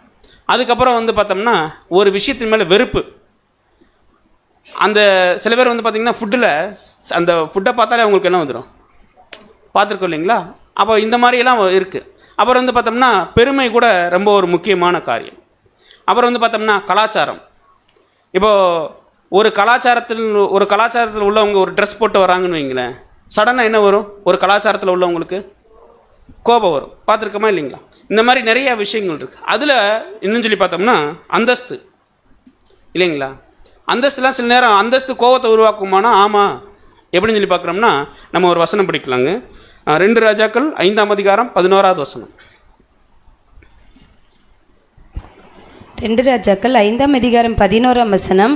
அதற்கு நாகமான் கடும் கோபம் கொண்டு புறப்பட்டு போய் அவன் வெளியே வந்து நின்று தன் தேவனாகிய கர்த்தருடைய நாமத்தை தொழுது தன் கையினால் அந்த இடத்தை தடவி இவ்விதமாய் குஷ்டரோகத்தை நீக்குவான் என்று எனக்குள் நினைத்திருந்தேன். இங்க நாகமான் என்ன நினைச்சிட்டாரு, நான் சீரிய தேசத்துலேருந்து வர்றேன், ஒருத்தருடைய படை தளபதி நான் போன உடனே அந்த நிருபத்தை காமிச்ச உடனே என்ன பண்ணிடுவாருங்க, அதை படித்து பார்த்து கர்த்தருடைய நாமத்தில் என்ன பண்ணிடுவாருங்க, தொட்டு என்னை சுகமாக்கிடுவார். ஏன்னா நான் ஒரு முக்கியமான ஆள் சமூகத்தில், எனக்குன்னு என்ன இருக்குது, ஒரு அந்தஸ்து இருக்குன்னு நினச்சிட்டு என்ன பண்ணுறாருன்னா வராரு. ஆனால் அந்த அந்தஸ்துக்கு ஏற்ற கௌரவம் அவங்க என்ன பண்ணல, கிடைக்கல. உடனே என்ன ஆயிருதுன்னு சொல்லி பார்த்தோம்னா கோபம் வந்துடுது இல்லைங்களா. அப்போ இதெல்லாம் கூட என்னவா இருக்குன்னு சொல்லி பார்த்தோம்னா கோபத்துக்கு ஒரு முக்கியமான காரியம். ஆனால் நல்லா கவனிச்சு பார்த்தோம்னா இந்த கோபத்துக்கு நம்ம யாரையுமே என்ன பண்ணிட முடியாதுன்னு சொல்லி பார்த்தோம்னா, சூழ்நிலையவோ சந்தர்ப்பத்தையோ அல்லது மற்ற சகோதரனையோ சகோதரியோ நம்ம ஒருபோதும் என்ன பண்ணிட முடியாதுன்னா குறை சொல்லிடவே முடியாது இல்லைங்களா? அப்போ இப்போ நீங்கள் சொல்லுங்கள், கோபம் கொள்ளலாமா கூடாதா? இடையில நம்ம இதை கேட்டுக்கலாம். ஏன்னா கடைசியாக தான் அந்த பாயிண்ட் பார்க்க போகிறோம். கோபம் கொள்ளலாமா கூடாது. ஏன்னா நம்ம இப்போ பார்க்குற விஷயம் எல்லாமே வந்து பார்த்தோம்னா இது தேவனுக்கு சரியான விஷயமா இருக்குமா? இந்த கோபம் எல்லாமே கிடையவே கிடையாது இல்லைங்களா? அப்போ கோபம் இல்லை அப்படின்னு சொல்லி பார்க்குறோம். சரி, இப்போது நம்ம எல்லாருமே ஒவ்வொரு பிராய வயசை கொண்டவங்க, அதாவது மன்னிக்கணும் வயது அடைந்தவர்கள் இல்லைங்களா? அப்படின்னா ஒரு இப்போ ஒரு சகோதரனுக்கு 30 இருக்கும், ஒரு சகோதரனுக்கு 40 இருக்கும், சகோதரிகளுக்கும் அதே மாதிரி தான். இப்படி நம்ம எல்லாரும் கடந்து வந்திருக்கோம் இல்லைங்களா? கடந்து வரும்போது நமக்கு கோபம் எப்போ இருந்து வந்திருக்கும் ஆரம்பிச்சிருக்கும்? சின்ன வயசுலேருந்து. எப்படி நம்ம சொல்கிறோம் சின்ன வயசுலேருந்துன்ட்டு? அதனால் கவனிச்சு பார்த்தோம்னா இந்த கோபம் எப்படி அப்படியே டெவலப் ஆகிட்டு வருதுங்கிறத இப்போ அடுத்து பார்க்க போகிறோம். நம்ம சின்ன வயசுலேருந்து கோபம் வருதுன்னு சொல்கிறோம். நல்லா கவனிச்சு பாருங்கள், எப்போ இருந்து கோபம் வருது அப்படின்னு சொல்லி பார்த்தோம்னா சின்ன பிறந்த வயசுலேருந்தே நமக்கு கோபம் வந்துடும். அது எப்படி செயல்முறையில் வரும் அப்படின்னு சொல்லி பார்த்தோம்னா, இப்போ ஒரு குழந்தை இருக்குது, பிறந்த குழந்தை, அதை வந்து நம்ம என்ன பண்ணிடுவோம், தொட்டிலில் போடுறோம்னு வைங்க. அப்படியே அதுக்கு பசி வருதுன்னா நம்ம எப்படி என்ன பண்ணுவோம், கொஞ்ச நேரம் வந்து அது அழாமல் கையும் காலையும் ஆட்டுதுன்னு நம்ம என்ன நினச்சிக்குவோம், குழந்தை என்ன பண்ணிக்கிட்டு இருக்கு, விளையாண்டுக்கிட்டு இருக்கு அப்படின்னு நம்ம என்ன பண்ணுவோம்னா பார்ப்போம். குழந்தை விளையாடுது. அப்புறம் நம்ம அதை என்ன பண்ணுவோம், கண்டுக்கிறாமல் விட்டுருவோம். குழந்தை அது பாட்டுக்கு என்ன பண்ணிகிட்டு இருக்குங்க, உள்ளே விளையாண்டுக்கிட்டு இருக்கு. அப்புறம் அப்படி இப்படின்னு நல்லா இது பண்ணாலும் நம்ம என்ன பண்ணுவோம், ரொம்ப சந்தோஷமாக என்ன பண்ணுதுங்க, விளையாடுதுன்னு நினச்சிட்டு இருப்போம். ஆனால் எப்போ இது அழ ஆரம்பிக்குதோ, அதுக்கு பசி வந்து ரொம்ப அழ ஆரம்பிக்குது இல்லையா, ஃபஸ்ட்டு கை காலத்தை ஆட்டும். அப்போலாம் நம்ம ஒன்றுமே என்ன பண்ண மாட்டோம், கண்டுபிடும். எப்போ அழ ஆரம்பிக்குதோ நம்ம என்ன பண்ணிடுவோம்னா அது மேலே கவனம் செலுத்த ஆரம்பிச்சிருவோம் இல்லைங்களா? இதுதான் அங்கேருந்து ஆரம்பிக்கக்கூடிய ஒரு கோபமாக இருக்குது. கொஞ்ச நேரம் ரொம்ப நேரம் கொடுக்காமலே விட்டுட்டோம் இல்லைங்களா, தேவையான ஆகாரம் கொடுக்காமலே விட்டோம், என்ன ஆகும் சொல்லி குழந்தைகிற சவுண்டு வந்து பார்த்தோம்னா அடுத்த வீட்டை கூட என்ன பண்ணோம்னா ஒரு பாதிப்புகளை உண்டாகும். நிறைய நேரங்களில் கவனிச்சிருக்கீங்களா, நைட் நேரங்களில் குழந்தைகள் வந்து ஏதாவது ஒரு வயிற்று வழியிலையோ இதுலையோ வந்து அழுகும்போது பக்கத்து வீட்டுக்காரங்களுக்கு என்ன ஆயிரும், கோபம் ஏறி, என்னங்க இது குழந்தை அழுதுகிட்டே இருக்குது, தூங்கிட்டு இருப்பாங்களோ அப்படின்றலாம் என்ன போயிடுவாங்க. அடுத்த நாள் விசாரிக்கும் போது தான் தெரியும். அப்போ பார்க்குறோம் இந்த கோபங்கிறது எப்போ இருந்து ஆரம்பிக்குதுன்னு சொல்லி பார்த்தோம்னா சின்ன வயசுலேருந்து. இப்படியே கொஞ்சம் பெருசாகும்போது ஒரு சின்ன வயசுலேருந்து அடுத்த ஒரு லெவலுக்கு வரும்போது இவங்களுடைய கோபம் எப்படி பரிணாமம் ஆகும்னு சொல்லி பார்த்தோம்னா அதை அப்படியே படிச்சுங்க சிஸ்டர். சில நேரங்களில் நாம் பெரியவர்கள் ஆகின பிறகும் கூட நான் ஒன்றும் கண்ணுக்கு தெரியாதவன் அல்ல, நானும் ஒரு உண்மையான மனிதன்தான் என்பதை தெரிவிப்பதற்கு நாம் சத்தமிட எத்தனிக்கிறோம். நம்முடைய தேவைகள் நிறைவேறுவதற்காக அமளி ஆர்ப்பாட்டம் செய்ய விரும்புகிறோம். நமது தேவைகள் நிறைவேறாத போது நமக்கு வரும் கோபமானது மனக்கசப்பான ஏமாற்றத்திற்கு வழிவகுக்கிறது. நல்லா கொஞ்சம் பார்த்தோம்னா ஒரு குறிப்பிட்ட வயது அடைஞ்ச உடனே அவங்க வந்து பார்த்தோம்னா அப்பா அம்மாட்ட ஏதோ ஒன்று விஷயத்தை என்ன பண்ணுவாங்க, கேட்பாங்க இல்லைங்களா? அப்படி கேட்கும்போது அதை வாங்கி கொடுக்கலன்னு வைங்க, அவங்க பண்ணக்கூடிய அந்த இது விஷயம் இருக்குது பார்த்தீங்களா, ஒரு ஆர்ப்பாட்டம் என்ன பண்ணுவாங்க பண்ணி என்ன பண்ணுவாங்கன்னு சொல்லி பார்த்தோம்னா அழுது துடிப்பாங்க இல்லைங்களா? அப்போ இது வந்து பார்த்தோம்னா ஒரு மிகப்பெரிய கோபம். அடுத்து என்ன பண்ணுதுன்னு சொல்லி பார்த்தோம்னா ஒரு சாப்பாட்டில் ஒரு பசிக்கு ஆரம்பித்த கோபம் அடுத்து எதுக்கு வந்திருக்குன்னு சொல்லி பார்த்தோம்னா அதனுடைய விஷயத்தை கண்டிப்பாக என்ன பண்ணி ஆகணும், யாரோ ஒருத்தர் அடைஞ்சே ஆகணும். இப்போது அடுத்து பரிணாமத்துக்குள்ளே என்ன பண்ணுறாங்கன்னா போகிறாங்க. இப்போ பசிக்கெல்லாம் பிரச்சனை இல்லை, தன்னுடைய அந்த விருப்பங்களுக்கு என்ன பண்ணணும்னா கண்டிப்பாக இந்த ஒரு கோபம் என்ன பண்ணுதுன்னா அடுத்த லெவலுக்கு என்ன பண்ணுதுன்னா கொண்டு வருதுன்னு சொல்லி பார்க்கணும். இது அப்படியே அடைந்து பெரியவங்க ஆனதுக்கப்புறமும் கூட என்ன ஆயிருன்னு சொல்லி பார்த்தோம்னா நமக்கு ஒரு தேவைங்கிற ஒரு விஷயம் நம்மளுடைய வாழ்க்கையில் சந்திக்கப்படலைன்னு வைங்களேன், அது பெரிய ஒரு ஏமாற்றத்துக்குள்ளே கூட என்ன பண்ணிடும்னு சொல்லி பார்த்தோம்னா கொண்டு போயிடும். இந்த கோபம் இந்த கொண்டு போகும்போது மனுஷனுக்கு வரக்கூடிய கோபம் இருக்குது பார்த்தீங்களா, யாரை பார்த்தாலும் என்ன வரும்னு சொல்லி பார்த்தோம்னா கோபம் வரும். அதாவது தன்னுடைய நியாயமான ஒரு சில தேவைகள் கூட சந்திக்கப்படலைன்னு வைங்க, அதில் ஒரு ஏமாற்றம் அடைகிறாங்கன்னா அடுத்தவங்களுக்கு கோபம் யார் மேலே கூட போகும் தெரியுங்களா? இந்த அழைப்புக்குள்ளே வந்தவங்களுக்கு யார் மேலே கூட போகும்னு சொல்லி பார்த்தோம்னா தேவன் மேலே கூட போகிறதுக்கு வாய்ப்பு இருக்குது. ஏன் அப்படின்னா இப்போ நல்லா கவனிச்சு பாருங்கள், ஒரே சபையில் தான் வர்றோம், ஒரே சபையில் தான் ஆராதனைக்கு எல்லாத்துலையும் கலந்துக்கிறோம். ஆனால் அந்த சகோதரனை பார்த்தா எப்பவுமே சிரிச்சுக்கிட்டு இருக்கார் இல்லைங்களா? ஆனால் அதே நேரத்தில் வந்து பார்த்தோம்னா என்னால் அப்படி சிரிக்க முடியல அப்படின்னு சொல்லி பார்க்கும்போது என்ன காரணமாக இருக்கும்னா ஏதோ ஒரு விஷயம் எனக்குள்ளே என்ன பண்ணப்பட்டிருக்குங்க, ஏதோ ஒரு தேவைகள் என்ன பண்ணலைங்க, எனக்குள்ளே அந்த ஒரு விஷயங்கள் என்ன பண்ணலைன்னா சந்திக்கப்படலை. அதனால இந்த கோபம் என்ன பண்ணிட்டு இருக்குன்னு சொல்லி பார்க்கும்போது யாரை பார்த்தாலுமே என்ன இருக்குன்னு சொல்லி பார்த்தோம்னா ஒரு அங்கே ஒரு விஷயத்தை காண்பிக்கிறதாக என்ன பண்ணுது, தூண்டுறதாக கூட என்ன பண்ணுதுன்னா இருக்குது. இது அப்படியே யார் மேலே கூட இந்த ஒரு கோபம் போகிறதுக்கு வாய்ப்பு இருக்குன்னு சொல்லி பார்த்தோம்னா தேவன் மேலே கூட போகிறதுக்கு என்ன இருக்குன்னா வாய்ப்பு இருக்குது. படிச்சிருங்க சிஸ்டர். சில நேரங்களில் நமக்கு மிகவும் முக்கியமான விஷயங்களாக இருக்கும் இம்மைக்குரிய தேவைகளோ ஆவிக்குரிய விஷயங்களோ சரியான நேரத்தில் கிடைக்காது போகும் பட்சத்தில் நாம் மன சோர்வடைந்து விடுகிறோம். பின்னர் இந்த ஏமாற்றங்கள் எத்தனை காலத்திற்கு தொடருமோ அல்லது ஒரு காலம் அவை எனக்கு கிடைக்காது என்று நாம் பயப்பட ஆரம்பிக்கிறோம். பாருங்க, இப்போ கோபம் அடுத்து என்ன ஒரு விஷயத்தை கொண்டு வரும்னு சொல்லி பார்த்தோம்னா பயத்தை கொண்டு வரும் அப்படிங்கறத பார்க்கிறோம். தொடர்ந்து படிங்க. இந்த பயமானது தேவனை நம்புவதற்கு பதிலாக தன்னையோ அல்லது மற்ற மனிதர்களையோ நம்ப முயற்சிப்பதால் வரும் வினையாகும். பாருங்க, இது சாதாரணமா இருந்த ஒரு கோபம் தான், சின்ன வயசுல உருவானது தான். பரிணாமம் அடைய அடைய அடைய அது என்ன ஆகுதுன்னு சொல்லி பார்க்குறோம்னா தன்னுடைய தேவைகள் ஏற்ற காலத்தில் பூர்த்தி செய்யப்படலைன்னு சொல்லும்போது இப்போ யாரை விட்டுட்டு யாரை தேட போகுதுன்னு சொல்லி பார்த்தோம்னா யாரை தேட போகுது, ஒரு மனிதனை நாடுற அளவுக்கு கூட இது என்ன பண்ணிடும் சொல்லி பார்த்தோம்னா வழி விலக செய்திரும் சொல்லி பார்க்குறோம். அப்படின்னா இப்போ நீங்கள் சொல்லுங்கள், கோபம் படலாமா? கோபம் படலாமா? அப்போது பவுல் சொல்கிறாரு கோபம் கொல்லாமல் சொல்கிறாரு. அப்போ நம்ம என்ன பண்ணலாம்னா தொடர்ந்து பார்க்கலாம். அப்போது எந்த அடிப்படையில் அப்போஸ்தலனாகிய பவுல் சொல்கிறாருங்க, தொடர்ந்து படிங்க சிஸ்டர். இது தேவனுக்காகவும் அவரது ஏற்ற காலத்திற்காகவும் காத்திருக்காமல் போவதனால் ஏற்படுகின்றது. பார்த்தீங்கன்னா தேவனே இந்த ஒரு விஷயத்தை கேட்டு ஏற்ற காலத்தில் சரி பண்ணலைன்னா சில நேரங்களில் இந்த கோபம் அங்கே என்ன பண்ணுதுன்னு சொல்லி பார்த்தோம்னா தேவன் மேலேயே வருது. எந்த மனிதர் மூலமாக சரியாகுமோ அந்த மனிதனை தேடி என்ன பண்ணுதுன்னா போக ஆரம்பிக்குது. அதே நேரத்தில் இந்த கோபம் அப்படியே நிற்கிறது இல்லை, என்ன ஆகும்னு சொல்லி பார்த்தோம்னா அடுத்த ஒரு விஷயத்தை உருவாக்குது. அதுதான் என்ன சொல்லி பார்க்குறோம்னா பயம், இல்லைங்களா? தொடர்ந்து படிங்க சிஸ்டர்.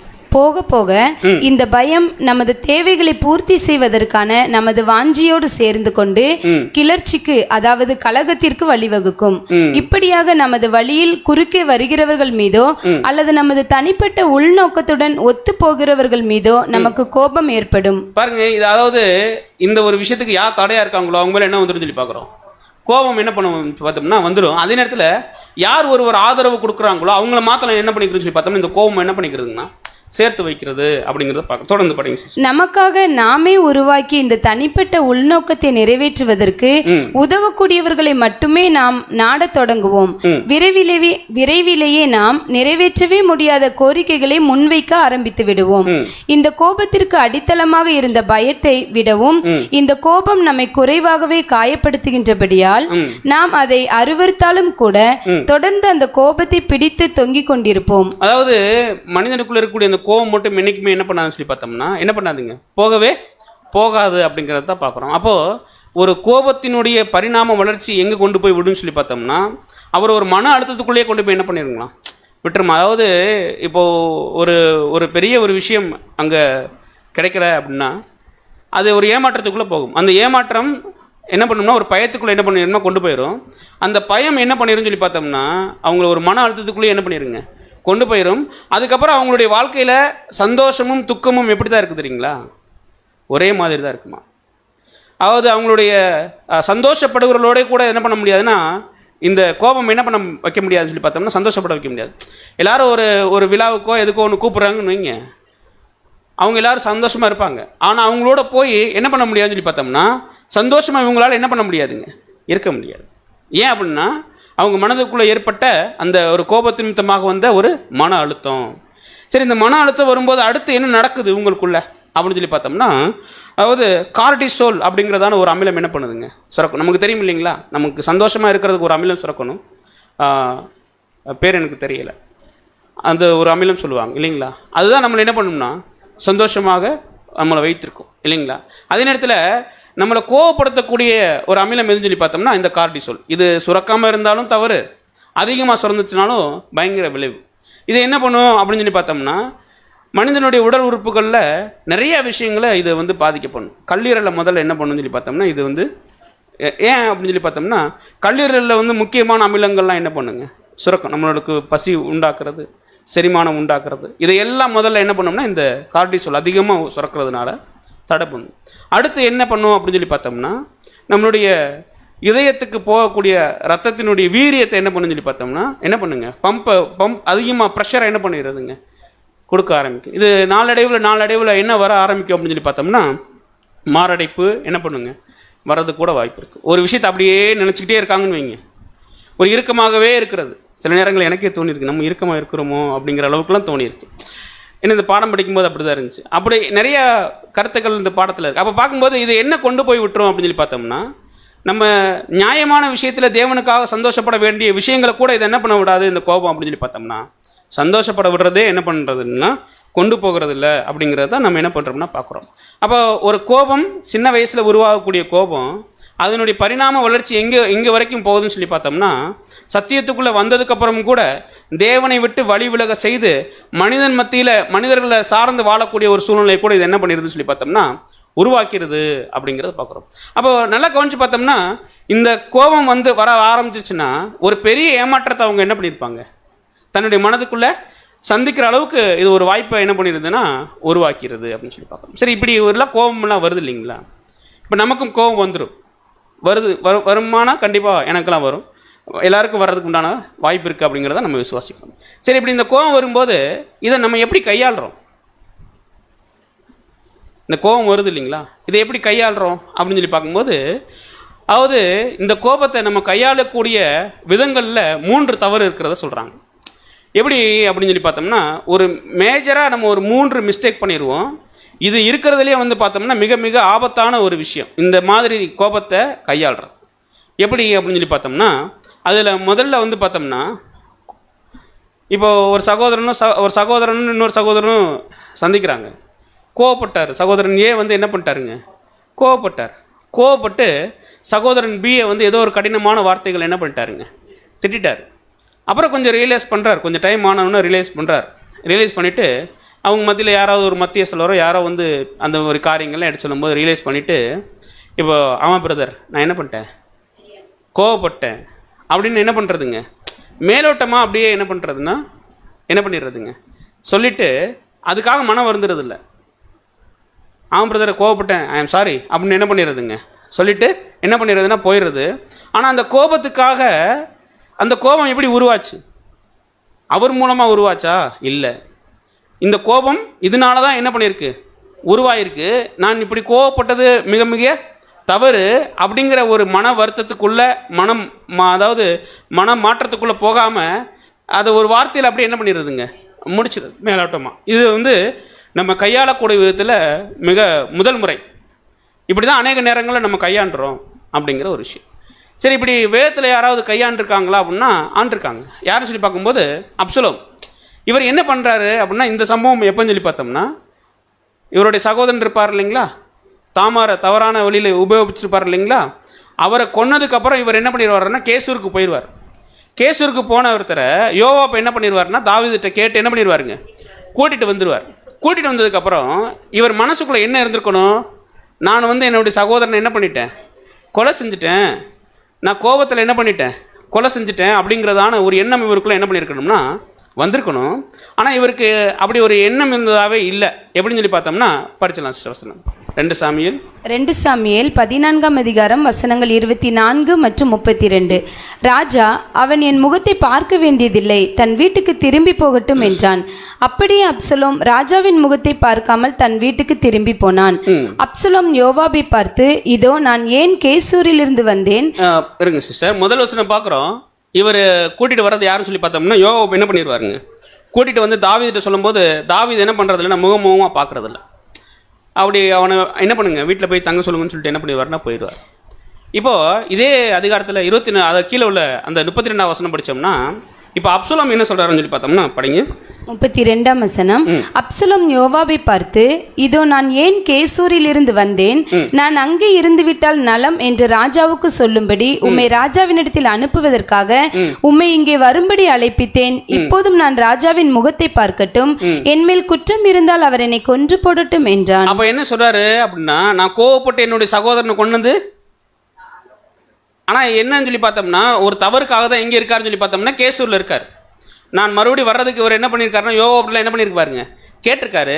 அதாவது என்னன்னா என்னுடைய சகோதரனை கொண்டது தப்பு தான், ஆனால் அதுக்கு நான் என்ன பண்ணல ரியலைஸ் பண்ணல. இப்போ என்ன கேட்குறாருன்னா, ராஜாவுக்கு என் மேலே என்ன கோவம்னு தெரில, குற்றம் இருந்தால் என்ன பண்ணட்டுங்க கொன்று போடும். இதே மாதிரி தான் நம்மளும் என்ன பண்ணிடுறோம்னா அநேக நேரங்களில் இந்த முதல் முறையை என்ன பண்ணிடுறோம்னா கையாண்டுறோம். சில நேரங்களில் இந்த மாதிரியான நம்ம கோவப்படும் போது என் மேலெலாம் என்ன இல்லைங்க, தப்பு இல்லை. ஒருவேளை இது தவறுங்கிறத வந்து சத்தியத்தின்படி தெரிந்தாலுமே அதை வந்து என்ன பண்ணுறதுங்க, தெரிஞ்சுக்கிறது. ஆனால் அதை வந்து உள்ளத்தின் அளவில் அதை வந்து ஆராய்ந்து அதற்கேற்ற விஷயங்களை வசனங்களை கொண்டு சரி செய்து அதற்காக மனம் வருந்துறது இல்லை. அப்படியே என்ன பண்ணிடுறதுன்னா அப்படியே மேலோட்டமாக புதைத்து வைத்துட்டு போகிறது. படிச்சிருங்க சிஸ்டர். முதலாவது, விரைவாக அல்லது மேலோட்டமாக ஒப்புக்கொள்வது. உடனே இமிடியட்டா நமக்கு ஒருத்தவங்க சொல்லும்போது அதை என்ன பண்ணிடுவோம், ஒத்துக்குவோம். சத்தியத்தின்படி தவறுங்கிறத என்ன பண்ணிடுவோம்னா ஒத்துக்கொள்வது. தொடர்ந்து படிங்க. இதில் நாம் என்ன செய்வோம் என்றால் பழியை ஏற்றுக்கொள்வோம், ஆனால் பிரச்சனையை கண்டு கொள்ளாமல் புதைத்து விடவே முயற்சிப்போம். அதாவது கெட்ட கோபத்திற்கு உண்மையாக வருந்தாமல் கடந்து போக முற்படுவோம். அல்லது சூழ்நிலையையும் ஏன் முதலில் கோபமடைந்தோம் என்பதை ஆராய்ந்து பார்த்து நமக்குள் இருக்கும் கெட்ட உணர்வுகளை சரி செய்ய முயற்சிக்க மாட்டோம். அதற்கு நாம் இது என் சுபாவம், என்னால் ஒன்றும் செய்ய முடியாது என்று கூறிடுவோம். இதுக்கு ஒரு விளக்கமும் நம்ம என்ன பண்ணிடுவோம்னா கொடுத்துருவோம். கோவப்படுறது என்னுடைய சுபாவம், நான் என்ன பண்ணுறது, அதை நான் என்ன பண்ணிட்டேன், உடனே நான் கோவப்பட்டேன் அப்படின்னு என்ன பண்ணிடுவோம்னா நம்ம சொல்கிறது கூட என்ன இருக்குன்னு சொல்லி பார்த்தோம்னா வாய்ப்பு இருக்குது. அப்போ நம்ம தவற கையாளுறதுல இது என்னன்னு சொல்லி பார்த்தோம்னா ஒரு தவறான வழிகளில் முதல் முறை அப்படிங்கிறத பார்க்குறோம். சரி, ரெண்டாவது இது என்ன அப்படின்னு சொல்லி பார்த்தோம்னா கோவப்பட்டுருவோம். கோவப்படுறத நம்ம என்ன பண்ண மாட்டோம்னா வெளியில் காமிக்க மாட்டோம். அதை என்ன பண்ணிடுறதுங்க, உள்ளுக்குள்ளேயே அடக்கி வச்சிடும். அதாவது வந்து பார்த்தோம்னா கோவப்பட்டுட்டு அதை வந்து ரியலைஸ் பண்ணாமல் இருக்கிறது வந்து பார்த்தோம்னா தவறு. ஆனால் இப்போ நான் கோவப்பட்டால் தானே பிரச்சனை. கோவப்பட்டு நான் அதை வெளில காமிச்சிட்டா தானே என் சகோதரன் என்ன கோவமாக நினைப்பார், நான் கோவப்பட்டேன்னு சொல்லுவார். உள்ளுக்குள்ளேயே வச்சுட்டா அதை என்ன பண்ணுறதுங்க, உள்ளுக்குள்ளேயே வச்சு என்ன பண்ணுறதுன்னா அப்படியே அடக்கிறது. அதாவது இன்னும் சொன்னோம்னா பிறர் மேல் உள்ள கோபத்தை அடக்கி வைத்து அவர்கள் முன்னாடி என்ன பண்ணுறதுங்க. இப்போ நம்ம சில நேரங்களில் வந்து பார்த்தோம்னா ஒரு சகோதரன் மேலேயோ சகோதரி மேலேயோ ஒரு அளவு கடந்த கோபம் இருக்குன்னு வைங்க, எதிர்பாராத விதமாக எங்கேயோ சந்திக்கிறோம். நம்ம என்ன சொல்லுவோம், உடனே என்ன சொல்லிடுவோம், அப்போ நம்ம என்ன பண்ணிடுவோம், நமக்குள்ளே ஒரு கோபம் இருக்குது, ஆனால் நம்ம என்ன பண்ணிடுறோம் அப்படின்னு சொல்லி பார்த்தோம்னா உடனே என்ன பண்ணிடுறோம், அது கோபமாகவே வெளில நம்ம என்ன பண்ணிடுறதில்ல, காமிச்சிறதில்ல.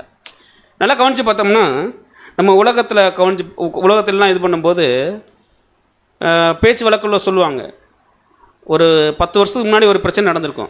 அவங்கள பார்த்துட்டு இவங்களால தான் என்னுடைய குடும்பம் என்ன ஆயிடுச்சுங்க, என்ன ஆயிடுச்சு, இந்த மாதிரி ஆயிடுச்சு சொல்லுவோமா, சொல்லுவோமா இல்லை மன்னிக்கணும், சொல்லி கேட்டிருக்கோம் இல்லைங்களா. அப்போ என்ன தெரியுது, 10 வருஷத்துக்கு முன்னாடி நடந்த ஒரு பகை அது என்ன பண்ணுது, கோபத்தை உள்ளே வச்சு அடக்கி ஒரு நாள் என்ன பண்ணுதுங்க, வெளில வருது. அப்போ இது வந்து பார்த்தோம்னா இதுதான் ரொம்ப ரொம்ப ஆபத்து. அது என்ன பண்ணாதுன்னு சொல்லி பார்த்தோம்னா இதயபூர்வமாக என்ன பண்ணுறதில்ல, மன்னிப்பு நடைபெறவே இல்லை. அவங்க தவறு செஞ்சுட்டாங்க, உண்மைதான், அவங்க எனக்கு விரோதமாக குற்றம் புரிஞ்சுட்டாங்க, அதுவும் சரிதான். ஆனால் அதே நேரத்தில் நான் அவங்கள என்ன பண்ணலைன்னா மன்னிக்காமல் என்ன பண்ணிட்டேன்னா அவங்களோட சமரசம் ஆகிட்டேன். சமரசம் ஆகுவது போல் நான் என்ன பண்ணிட்டேன்னா நடிச்சிட்டேன். ஆனால் அது வந்து என்னுடைய உள்ளத்துக்குள்ளேயே என்ன பண்ணுதுன்னு சொல்லி பார்த்தோம்னா இருந்துக்கிட்டே இருக்கு இல்லைங்களா. இது தவற கையாளுறதில்ல, மன்னிக்கணும், கோபத்தை நம்ம தவறாக கையாளுவதில் 2வது முறை.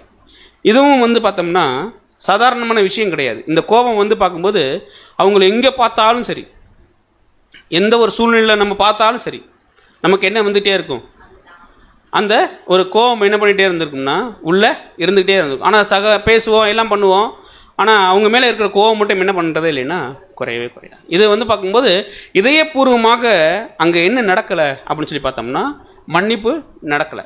நல்லா கவனிச்சு பார்த்தோம்னா நம்ம ரட்சகர் சொல்லும்போது ஒரு சகோதரனை எத்தனை முறை மன்னிக்கணும்னு சொல்லி பார்க்கும்போது நீ கணக்கு இல்லாமல் என்ன பண்ணிருங்க, மன்னிச்சிருங்க. மன்னிப்பதையே உங்களுடைய என்ன பண்ணுங்கன்னா அங்கே வழக்கமாக கொன்றுங்கன்னு சொல்லி இருக்கும்போது இது எல்லாம் ஒரு புது சிஷ்யனுடைய நடைமுறையில் பார்க்கும்போது ரொம்ப ஆபத்தான ஒரு விஷயம் அப்படிங்கிறத பார்க்குறோம். அப்போ அதான் படிக்கிறோம் யாக்கோபுல 1ஆம் அதிகாரம் 20 வசனத்தில், மனுஷனுடைய கோபம் தேவனுடைய நீதி என்ன பண்ணாதுங்க, நடப்பிக்க மாட்டாது. ஆனால் பவுல் அவங்க சொல்கிறாங்க கோபம் கொள்ளலாம்னு சொல்கிறாங்க இல்லையா, அது பின்னாடி நம்ம பார்க்கலாம். அப்போ இதுக்கு சரியான உதாரணம் என்னன்னு சொல்லி பார்த்தோம்னா அதே அப்சலோம் தான். இப்போ அப்சலோமுடைய வாழ்க்கையில் இதுக்கு முன்னாடி நம்ம படித்தோம், அதாவது எப்படின்னு சொல்லி பார்க்குறோம்னா தாவீது அவரை கேசூரில் இருக்கும்போது யோவாப் மூலமாக வர வச்ச சம்பவம், வர வைக்கிறதுக்கு முன்னாடி கோவப்பட்டு தன்னுடைய சகோதரனை கொண்டார் இல்லைங்களா. அதனுடைய சாராம்சம் என்னன்னு சொல்லி பார்க்கும்போது தன்னுடைய சகோதரியாகிய தாமாரை என்ன பண்ணிட்டார், அவர் தப்பாக நடத்திட்டார் இல்லைங்களா. இந்த ஒரு விஷயம் இவருக்குள்ளே எப்படி இருந்துன்னு சொல்லி பார்த்தோம்னா மன்னிக்கலை. ஆனால் என்ன பண்ணியிருக்காருன்னா அவரோட அதாவது எல்லா நாளும் என்ன பண்ணியிருக்காருங்க, ரொம்ப அந்யுன்யமாக இருந்திருக்கார். படிச்சிடலாம் சிஸ்டர். 2 சாமுவேல் 2 சாமுவேல் 13ஆம் அதிகாரம் வசனங்கள் 22 முதல். அப்சலோம் அம்னோனுடைய நன்மையாகிலும் தீமையாகிலும் பேசவில்லை. தன் சகோதரியாகிய தாமாரை அம்மோன் கற்பழித்த காரியத்து நிமித்தம் அப்சலோம் அவனை பகைத்தான். அப்போ மனசுக்குள்ளேயே என்ன பண்ணிட்டாருன்னு சொல்லி பார்த்தோம்னா, என்ன பண்ணிட்டாருன்னா அடக்கிட்டார். இப்போ இதே கோபம் தாவீதுக்கு இருந்திருக்காதா?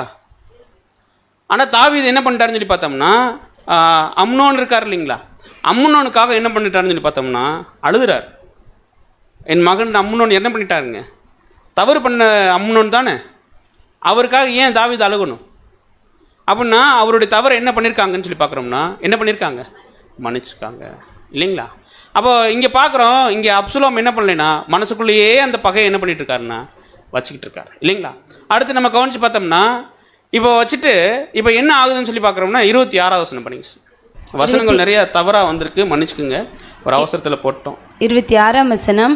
அப்பொழுது அப்சலோம், அது கூடாது இருந்தால் என் சகோதரனாகிய அம்னோனாவது எங்களோட வரும்படி அவனுக்கு உத்தரவு செய்யும் என்றான். அதற்கு ராஜா, அவன் உன்னோட வரவேண்டியது என்ன என்றான். பாருங்க, இப்போ அம்னோனோட இவர் நல்லாவே என்ன பண்ணிட்டு இருக்காருன்னா பழகிட்டே இருக்கார். ஒரு குறிப்பிட்ட காலம் வரும்போது 2 வருஷம் கழிச்சு என்ன பண்ணுறாருன்னா மயிர் கத்திரிக்கிற விஷயம் வருது தன்னுடைய ஆடுகளுக்கு. அப்போ தாவீதை கூப்பிட்றாரு, நீங்கள் வாங்கன்னு சொல்லும்போது தாவீது என்ன பண்ணலைன்னா வரல. தாவீது வராததுனால நீங்கள் வரலைன்னா யார் அனுப்புங்க, அம்மோனை அனுப்புங்கன்னு சொல்லிட்டு இப்போ அம்மோனை என்ன பண்ணுறாருன்னு சொல்லி பார்த்தோம்னா கொலை பண்ணுறாரு. அப்போ இந்த 2 வருஷம் கழிச்சாலும் இந்த பகை என்ன பண்ணிகிட்டே இருக்கு, அந்த கோபம் என்ன பண்ணிட்டே இருக்குன்னா உள்ள என்ன பண்ணிட்டாருங்க அடக்கி வச்சுக்கிட்டே இருக்காரு. இது 2 வருஷமானாலும் சரி, 10 வருஷமானாலும் சரி, 20 வருஷமானாலும் சரி, உள்ளே அடக்கி வைக்கிறோம் இல்லைங்களா. இது வந்து 2வது தவறான வழிமுறை. கோபத்தை நம்ம என்ன பண்ணிடலாம், கோவப்பட்டு 2 அடி கூட என்ன பண்ணிடலாம் ஒருத்தவங்கள, அப்படி எதுவும் செஞ்சிடாதீங்க நான் சொல்கிறவர். அப்படி என்ன பண்ணிடுவான்னு சொல்லுவாங்க இல்லைங்களா, கோவப்பட்டு நீங்கள் 2 அடி கூட என்ன பண்ணிடுங்க அடிச்சிருங்க அப்படின்னு சொல்லுவாங்க இல்லைங்களா. அப்போ பார்க்குறோம், இது வந்து தவறாக கையாளுறதுல 2வது முறை. இதை படிச்சிடலாம் சிஸ்டம். கோபத்தை தவறாக கையாளும் 2வது வழி, அடக்கி வைப்பது அல்லது ஒன்றும் பிரச்சனை இல்லை, எல்லாவற்றையும் மன்னித்தாயிற்று என்று கூறி கோபம் இல்லாதது போல் காட்டிக்கொள்வதாகும். ஆனால் உண்மையில் அவ்வாறு இல்லாமல் உள்ளுக்குள் கோபத்தை பெற்றிருப்பது, கோபத்தை இப்படி அடக்கி அமுக்கி வைத்து கொண்டே இருந்தால் அது பின்னாளில் மன அழுத்தத்திற்கு வழிவகுத்திடும் என்று சொல்கிறார்கள். நம்முடைய கோபத்தை அடக்கி அதை நமக்குள்ளாக உட்புகுத்துவதன் விளைவாக மன அழுத்தம் ஏற்படும். கோபத்தை உள்ளே அடைத்து வைக்கிறோம், ஆனால் அது அங்கே புளித்து போய் கெட்டு போக ஆரம்பித்து நமது இருதயத்தை சீரழிய செய்து விடுகின்றது. இப்போ ஒருத்தர் இந்த மாதிரி கோபத்தை அடக்கி வச்சுக்கிட்டே இருக்காருன்னு நீங்க என்ன ஆகும், அடுத்த கட்ட இது என்ன ஆகும்னு சொல்லி பார்த்தோம்னா, என்றைக்குமே அடக்கி வைக்கிற பொருள் ஒரு நாள் என்ன சொல்லி பார்த்தோம்னா என்ன ஆயிருங்க, வெடிச்சிடும். அது வெடிச்சிடும் இல்லைங்களா. இப்போ எரிமலை இருக்கு இல்லைங்களா, எரிமலையெல்லாம் எப்போ வெடிக்கும்னு என்ன பண்ண முடியாதுங்க, சொல்லவே முடியாது இல்லைங்களா. அப்போ இந்த மாதிரி அடக்கி வைக்கிற கோபம் ஒரு நாள் என்ன ஆயிரும் சொல்லி பார்த்தோம்னா வெடிச்சு என்ன பண்ணிடும்னா சிதறும். இதுதான் கோபத்தை தவறாக கையாளக்கூடியதில் 3வது விஷயம். இது என்ன ஆகும் அப்படின்னு சொல்லி பார்த்தோம்னா, இது எங்கே கோபம் எங்கே வருது, எங்கே நமக்கு உருவாகுது, எங்கே உருவாகுதுங்க, சிந்தை அல்லது நம்மளுடைய மனசு, நம்மளுடைய இருதயம், எப்படி வேணாலும் சொல்லலாம். இந்த கோபம் இருக்கக்கூடிய இடத்த என்ன பண்ணிடும் சொல்லி பார்த்தோம்னா மாசுபடுத்த ஆரம்பிச்சிடும். அப்படி இல்லைன்னா நம்ம இன்னும் சொல்லணும்னு பார்க்கும்போது புளிக்க வச்சிரும். நம்ம இருதயத்தை என்ன பண்ணிடும் சொல்லி பார்த்தோம்னா இது ஒரு புளிப்பை என்ன பண்ணிடும் சொல்லி பார்த்தோம்னா ஏற்படுத்திடும். நம்ம மாவு வச்சிட்டோம், நீங்கள் அதில் கொஞ்சம் புளிப்பு போட்டோம்னா ஒரு 3 நாள் 4 நாள் எடுக்காம மாட்டிங்கன்னா என்ன ஆயிரும், நீங்கள் என்ன தான் ஃப்ரிட்ஜுக்குள்ளே வச்சாலும் சரி புளிச்சு என்ன பண்ணிடும்னா பொங்கி என்ன பண்ணிடுங்க வெளியில் வந்துடும். ப்ராக்டிக்கலாக இந்த மாதிரி நம்ம பேசும்போது தான் நமக்கு இதெல்லாம் நமக்கு ஒரு நடைமுறை வாழ்க்கையில் அது எப்படிங்கிறது புரிய வரும். அப்போ பார்க்கும்போது இந்த மாதிரி கோபம் வந்து நீங்கள் அதுக்கு உடனே ஒரு சொல்யூஷனை கொண்டு வரலைன்னா அதனுடைய வளர்ச்சி வந்து பார்த்தோம்னா அப்படியே கொஞ்சம் கொஞ்சமாக போயிட்டே இருக்கும். இப்போ ஒரு வேளை அப்சலோம் வந்து அம்னோனை கொல்லாமட்டு இருந்தாருன்னா என்ன இருக்கும், அதுக்கு ஒரு வாய்ப்பே தேவன் ஏற்படுத்தி கொடுக்கலைன்னு வைங்க, மன்னிக்கணும் தேவன் சொல்லக்கூடாது, ஒரு வாய்ப்பே உருவாகலை அப்படின்னா என்ன ஆயிருக்கும் அம்னோனுடைய கதி. அம்னோன் வந்து கொலை பண்ணி என்ன பண்ணிட்டாருங்க, கொண்டார். ஒருவேளை கொலை பண்ணுறதுக்கான ஒரு சூழ்நிலை உருவாகவே இல்லை அப்படின்னா என்ன ஆயிருக்கும் அப்சலோமோடைய வாழ்க்கை, வச்சு என்ன ஆயிருக்கும் அப்படின்னு சொல்லி பார்த்தோம்னா மிகப்பெரிய மன அழுத்தம் வந்து அவரே என்ன பண்ணியிருப்பாருன்னு சொல்லி பார்த்தோம்னா அவருக்கே அந்த ஒரு, ஏன்னா அந்தளவுக்கு கோபத்தை என்ன பண்ணியிருக்காருங்க அடக்கி வச்சுருந்துருக்காரு இல்லைங்களா. அப்போது இந்த கோபம் அடக்கி வைக்கிறதும் தவறு, அல்லது இந்த கோபத்தை வந்து சரிவர ஆராயாமல் மேலோட்டமாக விட்டு விடுவதும் தவறு. அப்படியே அடக்கி வச்சு அது ஒரு நாள் பொங்கி அதனால ஏற்படக்கூடிய விஷயமும் வந்து பார்த்தோம்னா மிக மிக தவறான விஷயம். படிச்சிடலாம் சிஸ்டர். கோபத்தை தவறாக கையாளும் மூன்றாவது வழி வெடித்து சிதறுவது. மேற்சொன்ன பிரகாரம் கோபம் நீண்ட காலமாக அடக்கி வைக்கப்பட்ட பிறகு அது புளித்து கெட்டு போய் பின்னாட்களில் ஒன்றுமே இல்லாத ஏதோ ஒரு சிறு விஷயத்தினால் தூண்டப்பட்டு வெடித்து சிதற வாய்ப்புண்டு. இந்த வெளிப்பாடுகள் ஒருபோதும் ஆக்கப்பூர்வமான கோபமாக இருக்காது, மாறாக எப்போதும் அழிவுகரமானவையாகும். நம்ம எனக்கு சரியா ஞாபகம் இல்லை, நம்ம ஜேம்ஸ் பிரதர் அவங்க தான் ஏதோ ஒரு டைம்ல ஒரு பாடத்தில் எடுத்த ஞாபகம். ஒரு நாட்டுக்காரவங்க சிரிச்சிட்டாங்கன்னு சொல்லிட்டு என்ன பண்ணிட்டாங்கன்னு சொல்லி பார்த்தோம்னா என்ன பண்ணிட்டாங்க, என்ன பண்ணிட்டாங்கன்னா உருவாக்கிட்டாங்க. ஜேம்ஸ் பிரதர் எடுத்தாங்களா யார் எடுத்தாங்களா, நம்ம பிரதர்ஸ் யாரோ ஒருத்தர் எடுத்தாங்க அந்த ஞாபகம். என்ன பண்ணிருச்சுங்களா, உருவாயிடுச்சுங்களா. என்னன்னா அந்த நாட்டை பார்த்து இந்த நாட்டுக்காரவங்க என்ன பண்ணிட்டாங்களா, ஏதோ கேலியா என்ன பண்ணிட்டாங்கன்னா சிரிச்சிட்டாங்க. இப்போ கேலியா சிரிச்சது பிரச்சனை இல்லை, ஆனால் அந்த நாட்டு மேலே இருந்த கோபம் பார்த்தீங்கன்னா அந்த அளவுக்கு என்ன பண்ணியிருக்குங்க, வெடிச்சு சிதற அளவுக்கு அவ்வளவு கோபத்தை என்ன பண்ணியிருக்காங்கன்னா அந்த நாட்டு மேலே வச்சிருக்காங்கிறது தான் நிதர்சனமான உண்மை அப்படிங்கிறத பார்க்குறோம். அப்போ இது சரியாக நம்ம சொல்லணும்னா நம்ம பைபிள்ல இருந்தே பார்த்துட்டோம்னா எப்படி வெடிச்சு சிதறாரு அப்சலோம் அப்படின்னு சொல்லி பார்த்தோம்னா படிச்சிடலாம் சிஸ்டர். 2 சாமுவேல் 13:30 அவர்கள் வழியில் இருக்கிற போதே அப்சலோம் ராஜகுமாரரை எல்லாம் அடித்து கொன்று போட்டான், அவர்களில் ஒருவரும் மீந்திருக்க விடவில்லை என்கிறதாய் தாவீதுக்கு செய்தி வந்தது. பாருங்க, இப்ப தாவீதுக்கு என்ன வந்திருக்கு சொல்லி பார்த்தோம்னா செய்தி வந்து இவருடைய கோபம் நிறைய இடங்கள் வசனம் நம்ம என்ன பண்ணிட்டோம், தவறிட்டோம், மன்னிச்சுக்கோங்க. நிறைய அதாவது என்பதுமே இவருடைய அந்த ஒரு கோபம் வந்து பார்த்தோம்னா வெடிச்சு செதறி யாரை கொண்டுச்சுன்னு சொல்லி பார்த்தோம்னா அந்த ராஜகுமாரர்கள் எல்லாத்தையும் என்ன பண்ணிடுச்சுன்னா கொண்டுருச்சு. இப்போ நீங்கள் சொல்லுங்கள், இது என்ன மாதிரியான கோபம்? ஆக்கப்பூர்வமான கோபமா, அழிவுக்கு எதுவான கோபம்? அப்போ நம்ம கோபத்தில் இப்போ இதெல்லாம் பார்க்குறோம். இதில் இவ்வளோ நேரம் பார்த்தோம் இல்லைங்களா, இந்த கோபம் நமக்கு எதுக்குமே இந்த மாதிரியான கோபம் நமக்கு வர்றதே இல்லையா? கொலை பண்ணுற அளவுக்கு நான் சொல்கிறேன், இந்த மாதிரி சின்ன சின்ன விஷயங்களில் நம்ம கோபத்தை அடக்கி வச்சு வருதுன்னா நம்ம என்ன பண்ணிக்கலாம்னு சொல்லி பார்த்தோம்னா மனுஷனுடைய கோபம் தேவனுடைய நீதி என்ன பண்ணாதுங்க, நடப்பிக்க மாட்டாது. இன்னும் வந்து பார்த்தோம்னா கோபம் வந்து ஒருபோதும் தேவனுடைய ராஜ்யத்தையும் என்ன பண்ணாதுங்க, சுதந்திரிக்காது. அதெல்லாம் மாம்சமான காரியம் அப்படிங்கிறத நம்ம பார்க்குறோம். அப்போ கண்டிப்பாக இது வந்து ஒரு அழிவுக்கு ஏதுவான கோபம், இது வந்து தவறானதுன்னு சொல்லி என்ன பண்ணுறோம்னா பார்க்குறோம். சில நேரங்களில் ஒரு மனிதனை திருத்துறதுக்கு தேவன் என்ன பண்ணுவார்னா சூழ்நிலைகளை அனுமதிப்பார். அந்த சூழ்நிலையை கூட நம்ம தவறாக புரிந்து கொண்டு கோபப்படுறதுக்கு வாய்ப்பு இருக்கு. அப்படின்னு சொல்லி பார்த்தோம்னா சவுல் அப்படிங்கிற ஒரு ராஜா சரியானவரா அப்படின்னு சொல்லி பார்த்தோம்னா ஆரம்பத்தில் சரியாக இருந்தார். போக போக அவருடைய விஷயங்கள் சரி இல்லாததுனால தேவன் என்ன பண்ணுறாங்க அப்படின்னு சொல்லி பார்த்தோம்னா அந்த ஒரு ராஜ்யத்தை தாவீதுக்கு கொடுக்கணுங்கிறத ஏற்பாடு பண்ணவர் யாருன்னு சொல்லி பார்த்தோம்னா தேவன். உண்மையிலே யார் மேலே இவருக்கு கோபம் வந்திருக்கணும், தேவன் மேலே. ஆனால் கோபம் வந்திருக்கக்கூடாது. தேவன் இந்த ஒரு சூழ்நிலை அனுமதிச்சிருக்காருன்னா நான் என்னை மாற்றிக்கொள்ளணுங்கிறது தான் அவர் என்ன பண்ணியிருக்கணும்னா நினச்சிருக்கணும். ஆனால் இவருக்கு என்ன வந்துருச்சுன்னு சொல்லி பார்த்தோம்னா இந்த சமஸ்த இஸ்ரவேலையும் நானே என்ன பண்ணணும்னா ஆளணும் அப்படிங்கிறதான ஒரு எண்ணம் வந்ததுனால இவர் என்ன பண்ண ஆரம்பிக்கிறான்னு சொல்லி பார்த்தோம்னா தாவீதை எங்கே பார்த்தாலும் தாவீதை பார்த்தோன்னே இவருக்கு என்ன வந்துடும் சொல்லி பார்த்தோம்னா ஒரு எரிச்சலினுடைய ஆவி வந்துடும். அப்புறம் வந்து பார்த்தோம்னா ஒரு காய் மகாரத்தினுடைய ஆவி, வயிறு எரியுதுன்னு சொல்லுவோம் இல்லைங்களா, அந்த ஆவி யாருக்கு போயிருக்கு அப்படின்னு சொல்லி பார்த்தோம்னா சவுலுக்கு. அப்போ இதுக்கெல்லாம் பின்னணி என்னன்னு சொல்லி பார்க்குறோம்னு சொல்லி பார்த்தோம்னா கோபம் இல்லைங்களா. இப்போ சூழ்நிலையை தேவன் எதுக்காக உருவாக்கியிருக்குன்னு சொல்லி பார்த்தோம்னா சவுலை என்ன பண்ணுறாருங்க, திருத்துறதுக்காக. இந்த மாதிரி சூழ்நிலை கூட நமக்கு என்ன பண்ணலாம், வரலாம். ஆனால் இந்த நேரத்தில் நம்ம என்ன ஆயிரக்கூடாது அப்படின்னு சொல்லி பார்த்தோம்னா கோபம், அதாவது மனுஷனுடைய கோபத்துக்குள்ளாக நம்ம என்ன பண்ணிடக்கூடாதுன்னா போயிடக்கூடாது. இப்போ பாருங்கள், இப்போ என்ன பண்ணுறாரு அப்படின்னு சொல்லி பார்த்தோம்னா தாவீது ஒரு முறை என்ன பண்ணிட்டாருன்னா தப்பிச்சதுக்கு யார் காரணம்னா முதல் காரணம் தேவன். ரெண்டாவது அதுக்கு உதவியாக இருந்தது யாருன்னு சொல்லி பார்த்தோம்னா யோனாத்தான். இவரை எப்படி கோபம் கொண்டு திட்டுறாருன்னு சொல்லி பார்த்தோம்னா 1 சாமுவேல் 20:30 அப்பொழுது சவுல் யோனத்தான் மேல் கோபம் உண்டவனாகி அவனை பார்த்து இரண்டகமும் மாறுபாடும் உள்ளவளின் மகனே, நீ உனக்கு இவருக்கு அப்பா யாரு, இவர் தான். இப்போ என்ன பண்றாருங்க, கோபத்தினுடைய மிகுதியில என்ன பேசுறதுன்னு கூட அவருக்கு என்ன பண்ண மாட்டேதுன்னா தெரிய மாட்டேது. என்ன சொல்றாருன்னு சொல்லி பார்த்தோம்னா அவனை பார்த்து, அதாவது அவர் மேல கோபம் உண்டவனாகி அவனை பார்த்து ரெண்டகமும் மாறுபாடு உள்ளவனும் மகனே. சில நேரங்கள் நம்ம பார்த்துருக்கோம் இல்லைங்களா, கோவப்படும் போது நம்ம என்ன பேச்சை விட்டுருவோம், அதுக்கப்புறம் தான் ஆத்தாடி நம்ம இப்படி பேசிட்டோமான்னு நம்ம என்ன பண்ணுவோம்னா யோசிப்போம். ஏன் அப்படின்னா இந்த கோபம் அந்த பிளட்டை வந்து அவ்வளோ வேகமாக என்ன பண்ணிடுதுங்க, ட்ரிகர் பண்ணி விட்டுருது. அது போய் அந்த உள்ளே இருக்கக்கூடிய எல்லா விஷயத்தையும் ஒரு மாறுபாடுக்கு கொண்டு போயிடுது. சீரான ஒரு விஷயத்த மாறுபாடுக்கு கொண்டு போகிறதுனால தான் நம்ம என்ன வார்த்தை விடுறோங்கிறது கூட என்ன பண்ணிடுறதுன்னா தெரியறதில்ல, இல்லைங்களா? அவ படிங்க சார் தொடர்ந்து. நீ உனக்கு வெட்கமாகவும் உன் தாயின் மானத்திற்கு வெட்கமாகவும். பாருங்க, இப்போ யாரை திட்டாருன்னு சொல்லி பார்த்தோம்னா அவங்க அம்மாவை. சில நேரங்கள் நம்ம பார்ப்போம், சொல்லுவோம் இல்லைங்களா? அதாவது நம்மன்னு சொல்கிறத விட உலகத்தில் நம்ம கேட்டது எப்படின்னு சொல்லி பார்த்தோம்னா, அடிக்கடி குழந்தைங்களை திட்டும் போது கூட நீ இப்படி தான் இருப்ப, ஏன்னா உங்கள் அம்மாவுடைய வளர்ப்பு அப்படி, இல்லைங்களா? அதே நேரத்தில் அம்மாக்கள்லாம் திட்டும்போது நீ யார் மாதிரி தான் இருப்ப, உங்கள் அப்பா அம்மா, இல்லைங்களா? அதே மாதிரி தான் அவர் என்ன சொல்லிட்டு இருக்காருங்க, நீ இப்படி இருக்க அப்படிங்கிறத அப்படி சொல்லாமல் என்ன பண்ணிட்டு இருக்காருன்னா சொல்லிட்டு இருக்காரு. ஏன் இந்த ஒரு கோபம் அப்படி அவர் என்ன பண்ணிக்கிட்டு இருக்குன்னு சொல்லி பார்த்தோம்னா கொண்டு வருது. ஆனால் இந்த ஒரு கோபத்தை, இந்த ஒரு சூழ்நிலையை யார் அனுபவிச்சதுங்கிறத அவர் என்ன பண்ணவே இல்லை, நிதானிக்கவே இல்லை. தன்னை மாற்றுறதுக்கு, தன்னை சரி பண்ணுறதுக்கு தேவன் ஒரு விஷயத்தை உருவாக்கியிருக்காரு.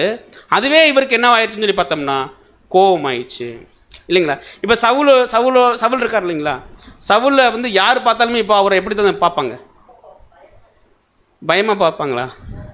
அவரை எப்படி அந்த அவருடைய கேரக்டர் ஆகிருக்கும் அப்படின்னு சொல்லி பார்த்தோம்னா, இப்போ யோனாத்தானன் பார்க்கும்போதே அப்பா எப்போ கோவப்படுவார்னு தெரியாதுங்கிற அளவுக்கு ஆயிரும். சில நேரங்களில் அப்படி ஆயிரும். சகோதரர்களுடைய சூழ்நிலை அப்படி ஆயிரும். அப்படிங்கிறத இப்போ எப்படி நம்ம பார்க்கலாம் அப்படின்னு சொல்லி பார்த்தோம்னா, இப்போ சவுலோட யாருமே என்ன பண்ண மாட்டாங்க, பேசுறதுக்கு என்ன பண்ணுவாங்க, ஒரு ஐக்கியத்தை ஏற்படுத்துறதுக்கு என்ன பண்ணுவாங்கன்னா யோசிப்பாங்க இல்லையா? இதே மாதிரி சூழ்நிலை தான் என்ன பண்ணிருன்னு சொல்லி பார்த்தோம்னா சில நேரங்களில் வந்துருமா. அதாவது நமக்கும் மற்றவர்களுக்கும் இடைவெளி உண்டாக்க கோவப்பட்டுருவோமா. எப்படி அப்படின்னு சொல்லி பார்த்தோம்னா, ஒருவேளை நம்மளுடைய பலவீனத்தை தலையிடுவாங்களோ அப்படின்ட்டு அவங்கள என்ன பண்ணுறதுங்க, நம்ம ஒரு தவறை செஞ்சுட்டாங்கன்னா நம்மளை வந்து யாருமே என்ன பண்ணிடக்கூடாதுங்க, கேட்டக்கூடாதுங்கிறதுக்காகவே அடிக்கடி என்ன பண்ணுறதுங்க, கோவப்படுறது.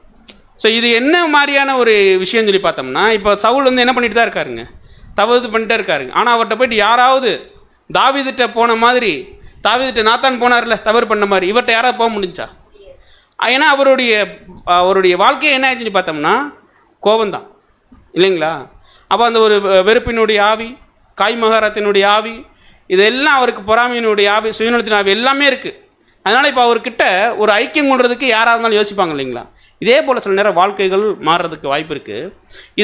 இது என்ன மெத்தடு அப்படின்னு சொல்லி பார்த்தோம்னா, முள்ளம்பன்றியினுடைய முறையை கையாளுது. அந்த புத்தகத்தில் எழுதியிருக்காங்க, முள்ளம்பன்றியினுடைய முறையை என்ன பண்ணுதுங்க, கையாளுது. அதாவது தனக்கு ஒரு ஆபத்து வந்துருமோன்னு சொல்லிட்டு இந்த முள்ளம்பன்றி என்ன பண்ணுன்னு சொல்லி பார்த்தோம்னா தன்னுடைய வயிற்றில் உள்ள முள்ளெல்லாம் என்ன பண்ணிடும்னா உருவாக்கி. அப்போ கோவப்படுறோம்னா, அடிக்கடி நம்ம கோவப்படுறோம்னா நம்மக்கிட்ட யாருமே என்ன பண்ண மாட்டாங்க, பேசுகிறத என்ன பண்ணுவாங்கன்னா குறைப்பாங்க. அப்படிங்கிறதெல்லாம் நம்ம என்ன பண்ணுறோம்னா பார்க்குறோம். அப்போ இது வந்து ஒரு ரைட்டான ஒரு விஷயமா அப்படின்னு சொல்லி பார்க்கும்போது நமக்கு தெரிஞ்சிருக்கிறபடி இது வரைக்கும் பார்க்கும்போது இந்த கோபங்கிறது வந்து என்ன இல்லைங்க, ஒரு ரைட்டான விஷயமே இல்லைன்னு சொல்லி பார்க்குறோம். ஆனால் பவுல் என்ன சொல்லிட்டாங்க, கோபம் கொள்ளாமல், நீங்கள் என்ன பண்ணலாம், கோபம் கொண்டாலும் பாவம் பண்ணாதுங்க. அப்படின்னா இன்றைக்கி நிறையா பேர் என்ன சொல்கிறாங்க, கோபம் கொள்ளலாம், ஆனால் அந்த கோபம் எதுக்கு இப்போ நேரம் போயிடக்கூடாதுன்னா பாவத்துக்கு. ஆனால் நல்லா கொஞ்சம் பார்த்தோம்னா கோபங்கிறது வந்து பார்த்தோம்னா எல்லா பாவத்தினுடைய அடித்தளமாக இருக்குது. அதான் ஒன்று. நீங்கள் எதை எடுத்தாலும் பாருங்கள், இந்த கோபங்கிற ஒரு விஷயம் வரும்போது அதில் வந்து சுயங்கிற ஒரு பாவம் அதில் என்ன பண்ணிகிட்டே இருக்கும்னா இருந்துக்கிட்டே இருக்கும். நான் சுயமாக கோவப்படலை பிரதர் அப்படின்னா நம்மளால் என்ன பண்ண முடியாதுங்க. நான் இப்படி இருக்கேன், அவங்க இப்படி இல்லை, அப்படி கூட என்ன வரும், கோபம் என்ன பண்ணிடும்னா வந்துடும், இல்லைங்களா? அப்போ இதெல்லாம் வந்து பார்க்கும்போது இந்த கோபம், மனுஷனுடைய கோபம் தேவனுடைய நீதி என்ன பண்ணாதுங்க, நடப்பிக்க மாட்டான். சரி, இந்த கோபத்தை எப்படி கையாளலாம்? இப்போ இந்த கோபம் பார்த்தோம் இல்லைங்களா, இதெல்லாம் மனுஷனுக்கு ஏற்படக்கூடிய கோபம். இதை எப்படி நம்ம கையாளலாம் அப்படின்னு சொல்லி பார்க்கும்போது இதை கையாளுறதுக்குன்னு ஒரு சில வழிமுறைகளை இந்த புத்தகத்தில் எழுதியிருக்காங்க. எப்படின்னு சொல்லி பார்த்தோம்னா, நான் கோவப்படுறது தகுதியான காரியமாக இருக்குமா என்பதை முதல்ல நம்ம என்ன பண்ணணுங்க, நிதானிக்கணும். யாரை மாதிரி நிதானிக்கலாம்? இப்போ நம்ம கோவப்படலாமா பண்ணக்கூடாதா அப்படிங்கிறத அடுத்து நம்ம பார்க்க போகிறோம். இந்த கோபத்தை எப்படி கையாளுறது இப்போ நம்ம பார்த்தோம். இந்த கோபம் ஒருத்தருக்கு மாரடைப்பு கூட என்ன பண்ணுங்க, நிலந்து நம்ம என்ன பண்ண மாட்டோம் அப்படின்னு நம்ம என்ன பண்ணிடுறோம். அப்போது அந்த ஒரு கோபங்கிறது நிறைய விஷயங்களை கொண்டு போகுது. இதை எப்படி கையாளுறதுன்னு சொல்லி பார்க்கும்போது நாம் கோவப்படுவதற்கு இது தகுதியான காரியமாக இருக்குமா அப்படிங்கிறத முதல்ல நம்ம என்ன பண்ணணும்னா ரியலைஸ் பண்ணணும். ஏன்னா நம்ம கோபம் வந்து நிறைய நேரங்களில் எப்படியே பார்த்து பழகிட்டோம்னா, அந்த அக்கானால வந்துச்சு, அந்த அண்ணனால வந்துச்சு, அந்த ஒரு காரியத்தினால வந்துச்சுன்னே நம்ம என்ன பண்ணிட்டோம்னா பார்க்க ஆரம்பிச்சிட்டோம்னா அது தகுதியான காரியமாகவே என்ன பண்ணாதுங்க முதல்ல இருக்காது. இது என்னால் ஏற்படுது, நான் இந்த ஒரு சத்தியத்துக்குள்ளே இருக்கேன், இது எனக்கு ஏற்ற காரியமா அப்படிங்கிறத முதல்ல நம்ம என்ன பண்ணணும்னா, இந்த ஒரு கோபம் வருதுன்னா நம்ம என்ன பண்ணணுங்க நிதானிக்க என்ன பண்ணணும்னா முதல்ல ஆரம்பிக்கணும். அதுக்கப்புறம் வந்து பார்த்தோம்னா இந்த கோபத்தை தடுத்து நிறுத்துறதுக்கு உடனே நம்ம கோவப்படணும். நம்ம இப்போ வந்து பார்த்தோம்னா இம்மிடியேட்டாக கோவப்பட்டுருவோம். நிறைய பேர் சொல்லுவாங்க பார்த்தீங்களா, கோவப்படுற இடத்துல தான் என்ன இருக்கும், அது தவறான விஷயம். கோவப்படுற இடத்துல குணம் இருக்குன்னு நம்ம சொல்லியே நம்ம என்ன கேட்டு பழகிட்டோம். அது வந்து நடைமுறை வாழ்க்கைக்கு சத்தியத்தின்படி தவறு. அப்போ வந்து பார்த்தோம்னா இந்த கோபம் வருதுன்னா முதல்ல இது தகுதியான காரியமா, இந்த தகுதியான காரியத்துக்கு தான் நான் கோவப்பட்டிருக்கேனாங்கிறத முதல்ல அவங்க என்ன பண்ணணும்னா ஆராய்ச்சி பார்க்கணும். அடுத்து என்னன்னு சொல்லி பார்த்தோம்னா, ஒருவேளை அது கெட்ட கோபமாக இருக்கும் பட்சத்தில் இல்லைங்களா, நம்ம இப்போ எந்த கோபம் தான் பார்த்துட்டு இருக்கோம்னா அழிவுக்கேதுவான கோபம் தான் பார்த்துட்டு இருக்கோம். சரி, இந்த கோபம் வந்து ஒருவேளை கெட்ட கோபமாக இருக்கும்னா முதல்ல நம்ம எதை நம்ம உபயோகப்படுத்தணும்னு சொல்லி பார்த்தோம்னா பொறுமை இல்லைங்களா. இஸ்ரேல் ஜனங்கள் ஆண்டவராக இயேசு கிறிஸ்து மேலே பட்ட கோபம் எல்லாமே வந்து நல்ல கோபமா, தவறான கோபங்கள் தான், கெட்ட கோபங்கள் தான். ஆனால் அவர்கிட்ட இருந்தது என்னன்னு சொல்லி பார்த்தோம்னா அந்த பொறுமை. அதனால தான் நம்ம பார்க்குறோம் யாக்கோபில் படிக்கும்போது பொறுமையானது உங்களில் என்ன பண்ணணுங்க பூரண கிரிகை செய்ய கடவுது அப்படிங்கிறத நம்ம என்ன பண்ணுறோம்னா பார்க்குறோம். சரி, பொறுமையை மட்டும் பயன்படுத்தினா போதும். நல்லா பார்த்தோம்னா இன்றைக்கி வந்து கோபத்தை பற்றி நம்ம நெட்லெலாம் படித்து பார்த்தோம்னா கோபம் வந்தவொடனே என்ன பண்ண சொல்கிறாங்க, முதல்ல தண்ணி குடிக்க சொல்கிறாங்க. அப்புறம் வந்து அந்த கோபத்தை தடுக்கணும்னா என்ன சொல்கிறது, 1 2 3 4ன்னு என்ன பண்ணிட்டே இருங்க, ஒரு 50 வரைக்கும் என்னங்க, அதுக்குள்ளே உங்களுடைய கோபம் என்ன ஆயிரும், தணிச்சிடும். ஆனால் அப்படி இல்லை, அப்படி பண்ணாலுமே என்ன ஆயிரும், அங்கே அந்த ஒரு கோபம் வர்றதுக்கு வாய்ப்பு இருக்குது. ஆனால் இங்கே சத்தியத்தின்படி பார்க்கும்போது முதல்ல நீங்கள் பொறுமையை நீங்கள் என்ன பண்ணிடுங்க உபயோகிச்சிருங்க. ரட்சகர் இயேசு கிறிஸ்து உபயோகித்த மாதிரி உபயோகிச்சிருங்க. அதுக்கடுத்து அன்பை பயன்படுத்தி அதை சரி பண்ண முயற்சி பண்ணுங்க. இதுதான் இங்கே முக்கியமான விஷயம். இந்த ஒரு கோபத்தை சரி பண்ணுறதுக்கு ஒரே ஒரு விஷயந்தான் இருக்குது, அதுதான் என்னன்னு சொல்லி பார்த்தோம்னா அன்பு. இதை வச்சு எப்படி சரி பண்ணுறது அப்படின்னா, இப்போ என் மேலே ஒரு சகோதரனுக்கோ சகோதரிக்கோ கோபம் வைங்க, இப்போது அந்த இடத்துல அவரை வச்சு பார்க்குறது, நீங்கள் மற்றவங்களுக்கு என்ன செய்ய நினைக்கிறீங்களோ அதை அப்போ என்ன ஆகும்னு சொல்லி பார்த்தோம்னா அன்பு என்ன பண்ண ஆரம்பிக்குதுங்க வெளிப்பட ஆரம்பிக்கும் போது அந்த கோபம் முற்றிலுமாக என்ன பண்ண ஆரம்பிக்குன்னு சொல்லி பார்த்தோம்னா அங்கே தனிய ஆரம்பிக்கும். இதுதான் அந்த கோபத்தை கையாளுறதுக்கு மிக முக்கியமான ஒரு விஷயம்.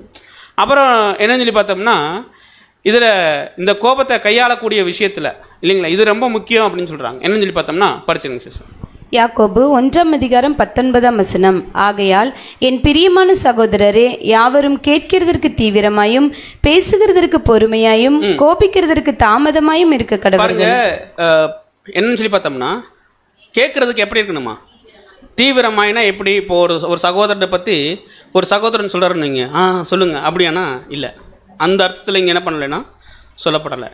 கேட்குறதுக்கு தீவிரமாயின்னு வைங்களேன், என்ன அர்த்தத்தில் புரிஞ்சுக்கலாம்னா, இப்போ ஒருத்தர் வந்து ஒரு சகோதரனை பற்றி சொல்கிறார், பிரதர் உங்களை அந்த பிரதர் என்ன பண்ணிட்டாரு இப்படி சொல்லிட்டார், தவறாக சொல்லிட்டாருன்னா இப்போ இவர் என்ன ரிப்ளை கொடுக்கணும் தெரியுங்களா, அவர் அப்படிலாம் சொல்கிறதுக்கு என்ன இல்லை, வாய்ப்பு இல்லை, நீங்கள் ஏதோ விளையாட்டுக்கு நீங்கள் என்ன பண்ணிக்கிட்டு இருக்கீங்க சொல்லிக்கிட்டு இருக்கீங்க அப்படின்னு தான் என்ன பண்ணணும்னா அங்கே அந்த ஒரு தீவிரம், அந்த கேட்குற ஒரு விஷயம் அது உள்ளே கொண்டு போக விடாதவளுக்கு. அப்புறம் வந்து பார்த்தோம்னா அதாவது கேட்கறதுக்கு தீவிரமாயும் பேசுகிறதுக்கு என்னன்னு சொல்லி பார்த்தோம்னா பொறுமையாயும், அதுக்கு ரிப்ளை கொடுக்கும்ல, ஆமாங்க அவர் என்ன பண்ணியிருப்பார், கண்டிப்பாக நீங்கள் சொல்கிறது மாதிரி என்ன பண்ணியிருப்பாருங்க சொல்லியிருப்பார் அப்படின்னு என்ன பண்ணுறதுங்க, அதில் பொறுமை இழந்து நம்ம என்ன பண்ணிடுறதுன்னா நிதானிக்காமல் பேசுகிறது. இப்போது அதே சினாரியோ வேறு மாதிரி சொல்லணும்னு வைங்க, ஒரு சகோதரன் வந்து சொல்கிறார், பிரதர் உங்களை பற்றி அவர் வந்து ரொம்ப பாராட்டுக்குரிய விஷயமா சொல்கிறாருன்னு, நிச்சயமாக அப்படி சொல்கிறதுக்கு என்ன இல்லை, வாய்ப்பே இல்லை அப்படிங்கிறதும் இல்லை. அப்போ இதெல்லாம் ரொம்ப முக்கியமான ஒரு விஷயம். அதான் அதுக்கு அடுத்து வருது பார்த்துங்க, கோபிக்கிறதுக்கு தாமதமே. அப்போனா நம்ம ஒரு 2 மணி நேரம் 3 மணி நேரம் கழிஞ்சு கோச்சிக்கலாமானா அதுவும் கிடையாது. என்ன அப்படின்னா தாமதமாயினா அதுக்கு நம்ம என்ன பண்ணக்கூடாதுங்க, இடம் கொடுக்கவே கூடாது. நல்லா கவனிச்சு பார்த்தோம்னா கண்ணு 2 காது 2 நம்மளுடைய வெளிப்புற அவயவங்கள் வந்து பார்த்தோம்னா எல்லாமே 2, ஏன் வாய் மட்டும் 1? அங்கே தேவன் அதில் நிறைய விஷயங்களை வச்சுருக்காங்க. அதான் சொல்லும்போது இந்த நாவானது வந்து பார்த்தோம்னா தீட்டப்பட்ட அது ஒரு சவரன் கத்தி அப்படிங்கிறதெல்லாம் நம்ம என்ன பண்ணுறோம்னா படிக்கிறோம். அப்போ நல்லா கவனித்து பார்க்கும்போது இந்த மாதிரியான சூழ்நிலை வரும்போது, ஒரு தவறான ஒரு கோபத்துக்குள்ளே நம்ம உள்ளாக்கும் போது நம்ம பார்க்க வேண்டிய விஷயமான விஷயம் என்னன்னு சொல்லி பார்த்தோம்னா, நம்மளுடைய உணர்வுகளை மாற்ற முடியாது. கோவப்படக்கூடிய உணர்வு பார்த்து பார்த்தீங்களா, அதை அழிக்கவே முடியாது. ஆனால் என்ன பண்ணலாம்னா, நம்மளுடைய எண்ணங்களை என்ன பண்ணலாம்? இப்போ ஒரு உணர்வு வருது, எனக்கு கோவப்படக்கூடிய உணர்வு வருது, அந்த உணர்வை நான் என்னுடைய எண்ணங்களை வைத்து எப்படி பண்ணலாம்னா சரி பண்ணலாம். இப்போ நம்ம ஏற்கனவே சொன்னோம் இல்லை, கார்டிசோல் அது அதிகமாக சுரந்தா என்ன வரும்னு சொல்லி பார்க்குறோம்னா கோவம் வரும்னு சொல்லி பார்க்குறோம். நிறைய உலகத்தில் வந்து உலக வழக்கில் வந்து பார்த்தோம்னா, அவங்க சாப்பாடில் வந்து பார்த்தோம்னா காரம் இருக்காது. நீங்கள் கவனிச்சிருந்தீங்கன்னு தெரியும், காரம் இருக்காது, உப்பு கம்மியாக இருக்கும். இதெல்லாம் வந்து பார்த்தோம்னா ஒரு விதமான கோபத்தை அடக்கிறதுக்கு பண்ணுறாங்க. ஏன்னா அந்த கார்டிசோல் அமிலத்தை வந்து உணவு கூட என்ன பண்ணுன்னு சொல்லி பார்த்தோம்னா என்ன பண்ணுங்க, அதிகப்படுத்தும், குறைவுபட்டவங்க கூட இந்த உணவு முறையில் என்ன பண்ணுறாங்கன்னா சரி பண்ணுறாங்க. இப்படிலாம் நம்ம பார்க்குறோம். ஆனால் வந்து பார்க்கும்போது சரியான விஷயம் என்னென்னா, இந்த கோபங்கிற ஒரு உணர்வை நம்மளால் மாற்ற முடியாது. ஆனால் நம்மளுடைய எண்ணங்களை வைத்து என்ன பண்ணலாம்னு சொல்லி பார்த்தோம்னா அந்த சிந்தையை மாற்றலாம். இப்போ நம்ம ஏற்கனவே சொன்ன மாதிரி தான், அந்த பிரதர் உங்களை பற்றி ரொம்ப தவறாக சொல்கிறாரு அப்படின்னு சொன்னோடனே நிச்சயமாக அவர் என்ன பண்ணுறதுக்கு இல்லை. இப்போ சொல்லும்போது என்ன வரும் எனக்கு, இப்போ ஒரு பிரதர் வந்து என்ன சொல்கிறாரு, உங்களை பற்றி அவர் தப்பாக பேசுகிறார் பிரதர் அப்படின்னு சொன்னோடனே எனக்கு என்ன வரும் அப்படின்னு சொல்லி பார்த்தோம்னா கோபங்கிற உணர்வு என்ன பண்ணுங்க வரும். ஆனால் சிந்தை இருக்கு இல்லைங்களா, இதுக்கு முன்னாடி படித்த சத்தியங்கள்லாம் வைத்து என்னுடைய சகோதரன் ஒருபோதும் என்ன பண்ணியிருக்க மாட்டார், சொல்ல மாட்டார்னு என்னுடைய எண்ணங்களை என்ன பண்ணுறதுன்னா அந்த உணர்வை அடக்கிறதுக்கு மாற்றுறது இல்லைங்களா. அப்போது இதே மாதிரி தான் அங்கே நம்ம பார்க்குறோம், இந்த கோபத்தை என்ன பண்ணுறதுங்க, அதாவது இந்த அழிவுக்கேதுவான கோபத்தை நம்ம என்ன பண்ணுறதுன்னு சொல்லி பார்த்தோம்னா கையாளுவது அப்படிங்கிற ஒரு விஷயம். இப்போ நீங்கள் சொல்லுங்கள், கோபம் கொள்ளலாமா கொள்ளக்கூடாதா? கூடாது. ஆனால் அப்போஸ்தலனாகிய பவுல் சொல்லியிருக்காங்களே, கோபம் கொண்டாலும் பாவம் செய்யாதிருங்க. இப்போ கோபம் நல்லதா கெட்டதா, அல்லது நன்மையானதா தீவமானதா, அல்லது பாவமா நன்மையா? நீங்கள் எல்லோரும் ஒரு ஒருமித்த கருத்து சொல்லிட்டீங்கன்னா ஈஸியாக இருக்குது. பாவம் இல்லைங்களா? அப்படின்னா ரட்சகர் கூட கோவப்பட்டிருக்காங்க, அதுவும் பாவமாயிரும். தேவன் கூட என்ன பண்ணியிருக்காங்க, கோவப்பட்டிருக்காங்க, அதுவும் என்ன ஆயிரும், பாவமாயிரும். இப்போ தான் நம்ம எங்கே வர போகிறோம்னு சொல்லி பார்த்தோம்னா, அப்போஸ்தலனாகிய பவுல் நீங்கள் கோபம் கொள்ளலாம், அது பாவத்துக்கு நேராக பாவத்துக்குள்ளே கொண்டு போகாத வரைக்கும் நீங்கள் கோபம் கொள்ளலாம் சொல்கிறார். அப்படின்னா இப்போது நம்ம என்ன கவனிக்க போகிறோம்னு சொல்லி பார்த்தோம்னா, கோபம் கொண்டாலும் அப்படின்னா என்ன அப்படிங்க பார்க்கும்போது, இந்த கோபம் நல்லதா கெட்டதா அல்லது ஒரு பாவமானு சொல்லி பார்க்கும்போது அது வந்து நல்லதும் இல்லை கெட்டதும் இல்லை, ஒரு பாவமும் இல்லை நன்மையும் இல்லை அப்படிங்கிறத பார்க்குறோம். இப்போ நம்ம பார்க்க போகிற கோபம் வந்து பார்த்தோம்னா அந்த கோபத்தினுடைய உள் நோக்கம் இருக்குது பார்த்தீங்களா, அது தேவனுக்கேற்ற அந்த ஒரு காரியமாக, சத்தியத்துக்கேற்ற ஒரு காரியமாக இருந்துச்சுன்னா அந்த நோக்கம் அப்படிங்கிறது ரொம்ப ரொம்ப முக்கியங்கிறத நம்ம என்ன பண்ணுறோம்னா பார்க்குறோம். படிச்சிடலாம் சிஸ்டர். எபேசியருக்கு எழுதின நிருபத்தில் நாம் கோபப்படலாம் என்று கூறப்படுகிறது. கோபம் என்னும் ஒரு உணர்ச்சியை தனியே பார்த்தால் அது சரியோ தவறோ அல்ல, ஆக்கப்பூர்வமானதோ அல்லது அழிவுகரமானதோ அல்ல.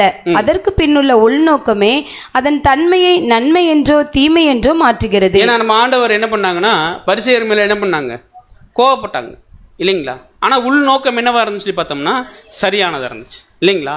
அப்போ இந்த அடிப்படையில் தான் அப்போஸ்தலனாகிய பவுல் பேசும்போது நீங்கள் என்ன பண்ணலாம், கோபம் கொள்ளலாம். அப்படின்னா எவ்வளோ நேரம் கோபம் கொள்ளலாம்?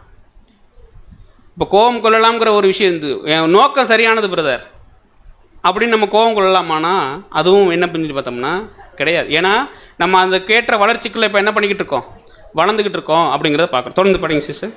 அப்படி கோபம் தவறு என்று கூறிவிட்டால் தேவன் பாவம் செய்தார் என்றாகிவிடும். ஆனால் அதற்கு வாய்ப்பே இல்லையே. தேவன் கோபமடைந்தார் என்று நாம் வேதாகமத்தில் பல இடங்களில் வாசிக்கின்றோம். இயேசுவும் கூட பரிசேயர்களிடம் கோபத்தை காட்டினார்.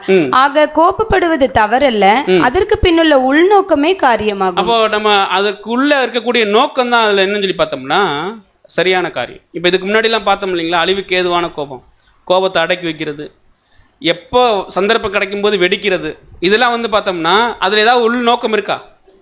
அதில் வந்து சரியான நோக்கங்கள் என்னன்னு சொல்லி பார்த்தோம்னா கிடையவே கிடையாது இல்லைங்களா. ஆனால் நல்லா கொஞ்சம் பார்த்தோம்னா இங்கே அப்போஸ்தலனாகிய பவுல் சொல்லக்கூடிய ஒரு விஷயத்தில் என்ன இருக்குன்னா ஒரு உள் நோக்கம் இருக்குது. அந்த நோக்கம் தேவனுடைய பார்வையில் என்னதாக இருக்குன்னு சொல்லி பார்த்தோம்னா சரியானதாக இருக்குது. இப்போ நீங்கள் சொல்லுங்கள், நாத்தான் போய் தாவீதை கண்டிச்சது அவர்கிட்ட உள்நோக்கம் சரியானதாக இருந்துச்சா இல்லைங்களா, சரியானதாக இருந்துச்சா இல்லைங்களா. இப்போ அந்த கோபம் கொள்ளலாமா, என்ன பண்ணலாம், கொள்ளலாம்னா அது கொள்ளலாம். ஏன்னா அதனுடைய நோக்கம் ஒருவேளை தாவீதுகிட்ட போய் அவர் சொல்லாமல் விட்டுருந்தாருன்னா அங்கே என்ன ஆயிருக்கும், அங்கே அப்படியே போயிருக்கும் இல்லைங்களா. அப்போ அந்த உள்நோக்கம் அப்படிங்கிறது வந்து அது சரியானதாக என்ன பண்ணணும்னா இருக்கணும்னு சொல்லி பார்க்குறோம். அப்போ இந்த கோபம் இருக்கு இல்லைங்களா, இந்த உள்நோக்கமான ஒரு நோக்கம் சரியானதாக இருந்துச்சுன்னு வைங்களேன், அந்த கோபத்துக்கு என்ன அதுக்குள்ளே என்ன அடிப்படையாக இருக்குன்னு சொல்லி பார்த்தோம்னா அன்பு அடிப்படையாக இருக்குங்கிறத பார்க்குறோம். படிச்சிருங்க சிஸ்டர். நமக்கோ பிறருக்கோ தீங்கு விளைவிக்கும் கோபம் ஒரு காலம் சரியான கோபம் அன்று. ஒரு கெட்ட அல்லது மோசமான வார்த்தை பேசப்படும் போது அதனை அலட்சியத்துடன் கேட்கும் அல்லது களிப்புடன் சிரிக்கும் ஆவியை காட்டிலும் அதன் மேல் வெறுப்புடன் கோபம் கொள்ளும் ஆவி எவ்வளவோ மேல். நம் கோபம் அன்பினால் தூண்டப்பட்டால் அது மிகவும் சிறப்பாக இருக்கும். ஏன்னா அந்த ஒரு உள்நோக்கத்தின் மேல அதிகமான அன்பு இருக்கிறதுனால இங்க என்ன பண்ணலாம்னு சொல்லி பார்த்தோம்னா என்ன பண்ணலாம், கோவப்படலாம். அதே நேரத்தில் இந்த அன்பை மையமாக வைத்து அடிக்கடி கோவப்படுறோம் பார்த்தீங்களா, அது என்ன ஆயிருன்னு சொல்லி பார்த்தோம்னா பாவமாக மாறிடுங்கிறாங்க. படிச்சிருங்க சிஸ்டர். நம் கோபம் அன்பினால் தூண்டப்பட்டு அன்பினால் கட்டுப்படுத்தப்படவும் வேண்டும். அன்பு கோபத்தை தூண்டினாலும் அன்பு அதனை கட்டுப்படுத்தும் சக்தியாக இல்லாவிட்டால் கோபம் கட்டுப்பாட்டை இழந்து மோசமான விளைவுகளை உண்டு பண்ணிவிடும். அப்படின்னா நம்ம கோபம் கொண்டாலும் அந்த உள்நோக்கம் சரியா இருந்து கோபம் கொண்டாலும் கூட அதை என்ன பண்ணக்கூடாதுன்னா அடிக்கடி நம்ம என்ன பண்ணிடக்கூடாதுங்க, உபயோகத்துக்கு கொண்டு வந்தோம்னா அதுவே என்ன ஆயிரும் சொல்லி பார்த்தோம்னா பாவம் ஆயிரும். அதான் அப்போஸ்தலனாகிய பவுல் சொல்றாரு, நீங்கள் கோபம் கொண்டாலும் பாவம் பண்ணாதுங்க. அன்பில் நீங்கள் என்ன பண்ணிடுங்க, அதை அந்த கட்டிடுங்க. அடிக்கடி நீங்கள் வந்து நீதியான, அதாவது எப்படி சொல்கிறதுனா ஒரு உள்நோக்கம் சரியாக இருந்து கோவப்பட்டுக்கிட்டே இருந்தீங்கன்னா, அன்பு நிமித்தமாக கோவப்படுறேன்னு சொல்லி கோவப்பட்டு இருந்தோம்னா அதுவே எதுக்கு வாய்ப்பாயிருன்னு சொல்லி பார்த்தோம்னா பாவத்துக்கு வாய்ப்பாக இருக்கும். அது அப்போஸ்தலனாகிய பவுல் சொல்லக்கூடிய அர்த்தம் என்னன்னு சொல்லி பார்த்தோம்னா நீங்கள் கோவப்படலாம், ஆனால் அது பாவத்துக்குள்ளே கொண்டு போகிற அளவுக்கு நீங்கள் என்ன பண்ணிடாதீங்க, கோவப்பட்டுறாதீங்க அப்படிங்கிற சொல்கிறாரு. ஒருவேளை இந்த கோபம் அப்படிங்கிற ஒரு விஷயம் எவ்வளவு காலம் வரைக்கும் இருக்கணும் அப்படின்னு சொல்லி பார்த்தோம்னா அங்கே சொல்லும்போது சூரியன் என்ன பண்ணணுங்க அப்படின்னா என்ன புரிஞ்சுக்கலாம்னா ஒரு ஒரு அடையாளமாக சொல்லப்பட்ட ஒரு விஷயம்தான். படிச்சிடலாங்க சிஸ்டர். அதனைத் தொடர்ந்து சூரியன் அஸ்தமிக்கிறதற்கு முன்னாக உங்கள் எரிச்சல் தனிய கடவுது என்று பரிசுத்த பவுல் கூறுகிறார். வேறு வார்த்தைகளில் கூறுவதானால் நாம் கோபத்தை அடக்கி பூட்டி பாதுகாத்து வைக்க கூடாது. நாம் மனம் திரும்பி விரைவாக கோபத்தையும் அதன் காரணத்தையும் நன்கு ஆராய்ந்து பார்த்து விஷயத்தை சரி செய்து விட வேண்டும். அதனை குடியிருக்க செய்யக்கூடாது. அப்போ கண்டிப்பா கோபத்தை என்ன பண்ணிடக்கூடாதுன்னா அதுக்கு ஒரு ஒரு ஒரு வாய்ப்பை உருவாக்கி கொடுத்து அது வந்து நம்ம என்ன பண்ணிடக்கூடாதுன்னா விட்டுறக்கூடாது. ஒருவேளை இந்த மாதிரி இருந்தாச்சுன்னா என்ன ஆயிரும் சொல்லி பார்த்தோம்னா அங்கே யார் வந்து குடி கொண்டுருவாங்க அப்படின்னு சொல்லி பார்த்தோம்னா இந்த கோபம் இருக்கிற இடத்துல என்ன இருக்காது, குணம்லாம் இருக்காது. மாறா யார் வந்து இருந்துருவாங்கன்னு சொல்லி பார்த்தோம்னா பிசாசு அங்கே வந்து குடியிருக்கிறத பார்க்குறோம். படிங்க சிஸ்டர். இறுதியாக பவுல் பிசாசுக்கு இடம் கொடாமலும் இருங்கள் என்று முடிக்கிறார். ஏற்கனவே பார்த்தபடி கோபத்தோடு கொப்பளிக்கும் உணர்ச்சிகளை உள்ளுக்குள் அடக்கி பூட்டி வைத்து போக போக இருதயத்தை கெட்டுப்போக செய்யும் நிலைக்கு சென்றிட நாம் பிசாசுக்கு இடம் கொடுத்தால் பின்னர் அவன் நம்முடைய ஜெப வாழ்க்கைக்கு தடை உண்டு பண்ணி உணர்ச்சியற்றவர்களாக மாறும் நிலைக்கு தள்ளி கொண்டு போய்விடுவான். ஸோ நம்ம என்ன பண்ணுறோம்னா பார்க்குறோம், இதுதான் இந்த ஒரு பாடத்தில் நம்ம இவ்வளோ எடுக்க முடிஞ்சிச்சு. இன்னும் நிறைய என்ன பண்ணுதுன்னா இருக்குது. ஒரு குழந்தைய வந்து கோவப்படலாமா வேணாமா, அதை பெற்றோர்கள் எப்படி ஊக்குவிக்கணும் அப்படிங்கிறதெல்லாம் தொடர்ந்து அந்த புத்தகத்தில் இருக்குது. நீங்கள் வாய்ப்பு கிடைக்கக்கூடிய சகோதர சகோதரிகள் என்ன பண்ணிங்கன்னா படிக்கும்படியாக கேட்டுக்கொள்கிறோம். அப்போது நமக்கு என்ன தெரிஞ்சிருக்கணும்னு சொல்லி பார்த்தோம்னா கோபம் தேவனுடைய காரியத்திற்காக கோவப்படக்கூடிய விஷயத்திலையும் என்ன இருக்குன்னு சொல்லி பார்த்தோம்னா வரையறை இருக்குது. அது அன்பு நிமித்தமாக என்ன பண்ணணும்னா கையாளப்படணும்னு சொல்லி பார்க்குறோம். ஆக்கப்பூர்வமான அன்பும் இருக்குது, அழிவுக்கு ஏதுவான அன்பு இருக்குது. ஆண்டவராகிய இயேசு கிறிஸ்து செஞ்சதோ தேவன் செய்ததோ அழிவுக்கான அன்பான கிடையாது, அழிவுக்கான கோபமான கிடையாது. அது ஆக்கப்பூர்வமான விஷயத்திற்கான கோபம் அப்படிங்கிறத பார்க்குறோம். சில நேரங்களில் நம்மளுடைய வாழ்க்கையில் எந்த கோபம் அதிகமாக வருது, அது அழிவுக்கு ஏதுவான கோபம் அதிகமாக வருதா அல்லது ஆக்கப்பூர்வமான ஒரு சகோதரன் மேலே நம்ம கோபம் கொள்கிறோம்னா ஆக்கப்பூர்வமாக ஒரு விஷயம் இருந்துச்சுன்னா அது சரின்னு சொல்கிறாங்க. அதான் நான் பார்க்குறோம், கோபம் கொண்டாலும் இல்லைங்களா. அப்போ இன்னொரு இடத்துல நம்ம அழிவுக்கேதுவான கோபம் வந்து பார்க்கும்போது தேவனுடைய நீதியை மனுஷனுடைய கோபம் என்ன பண்ணாதுங்க, நடப்பிக்க மாட்டாது. அப்போ இதனுடைய வித்தியாசம் நம்ம தெரிந்தவர்களாக இருக்க வேண்டும். பொறுமையாக கேட்டவங்கள் அனைவரையும் தேவன் தாமே ஆசீர்வித்து வழி நடத்துவார்கள். ஆமாம்.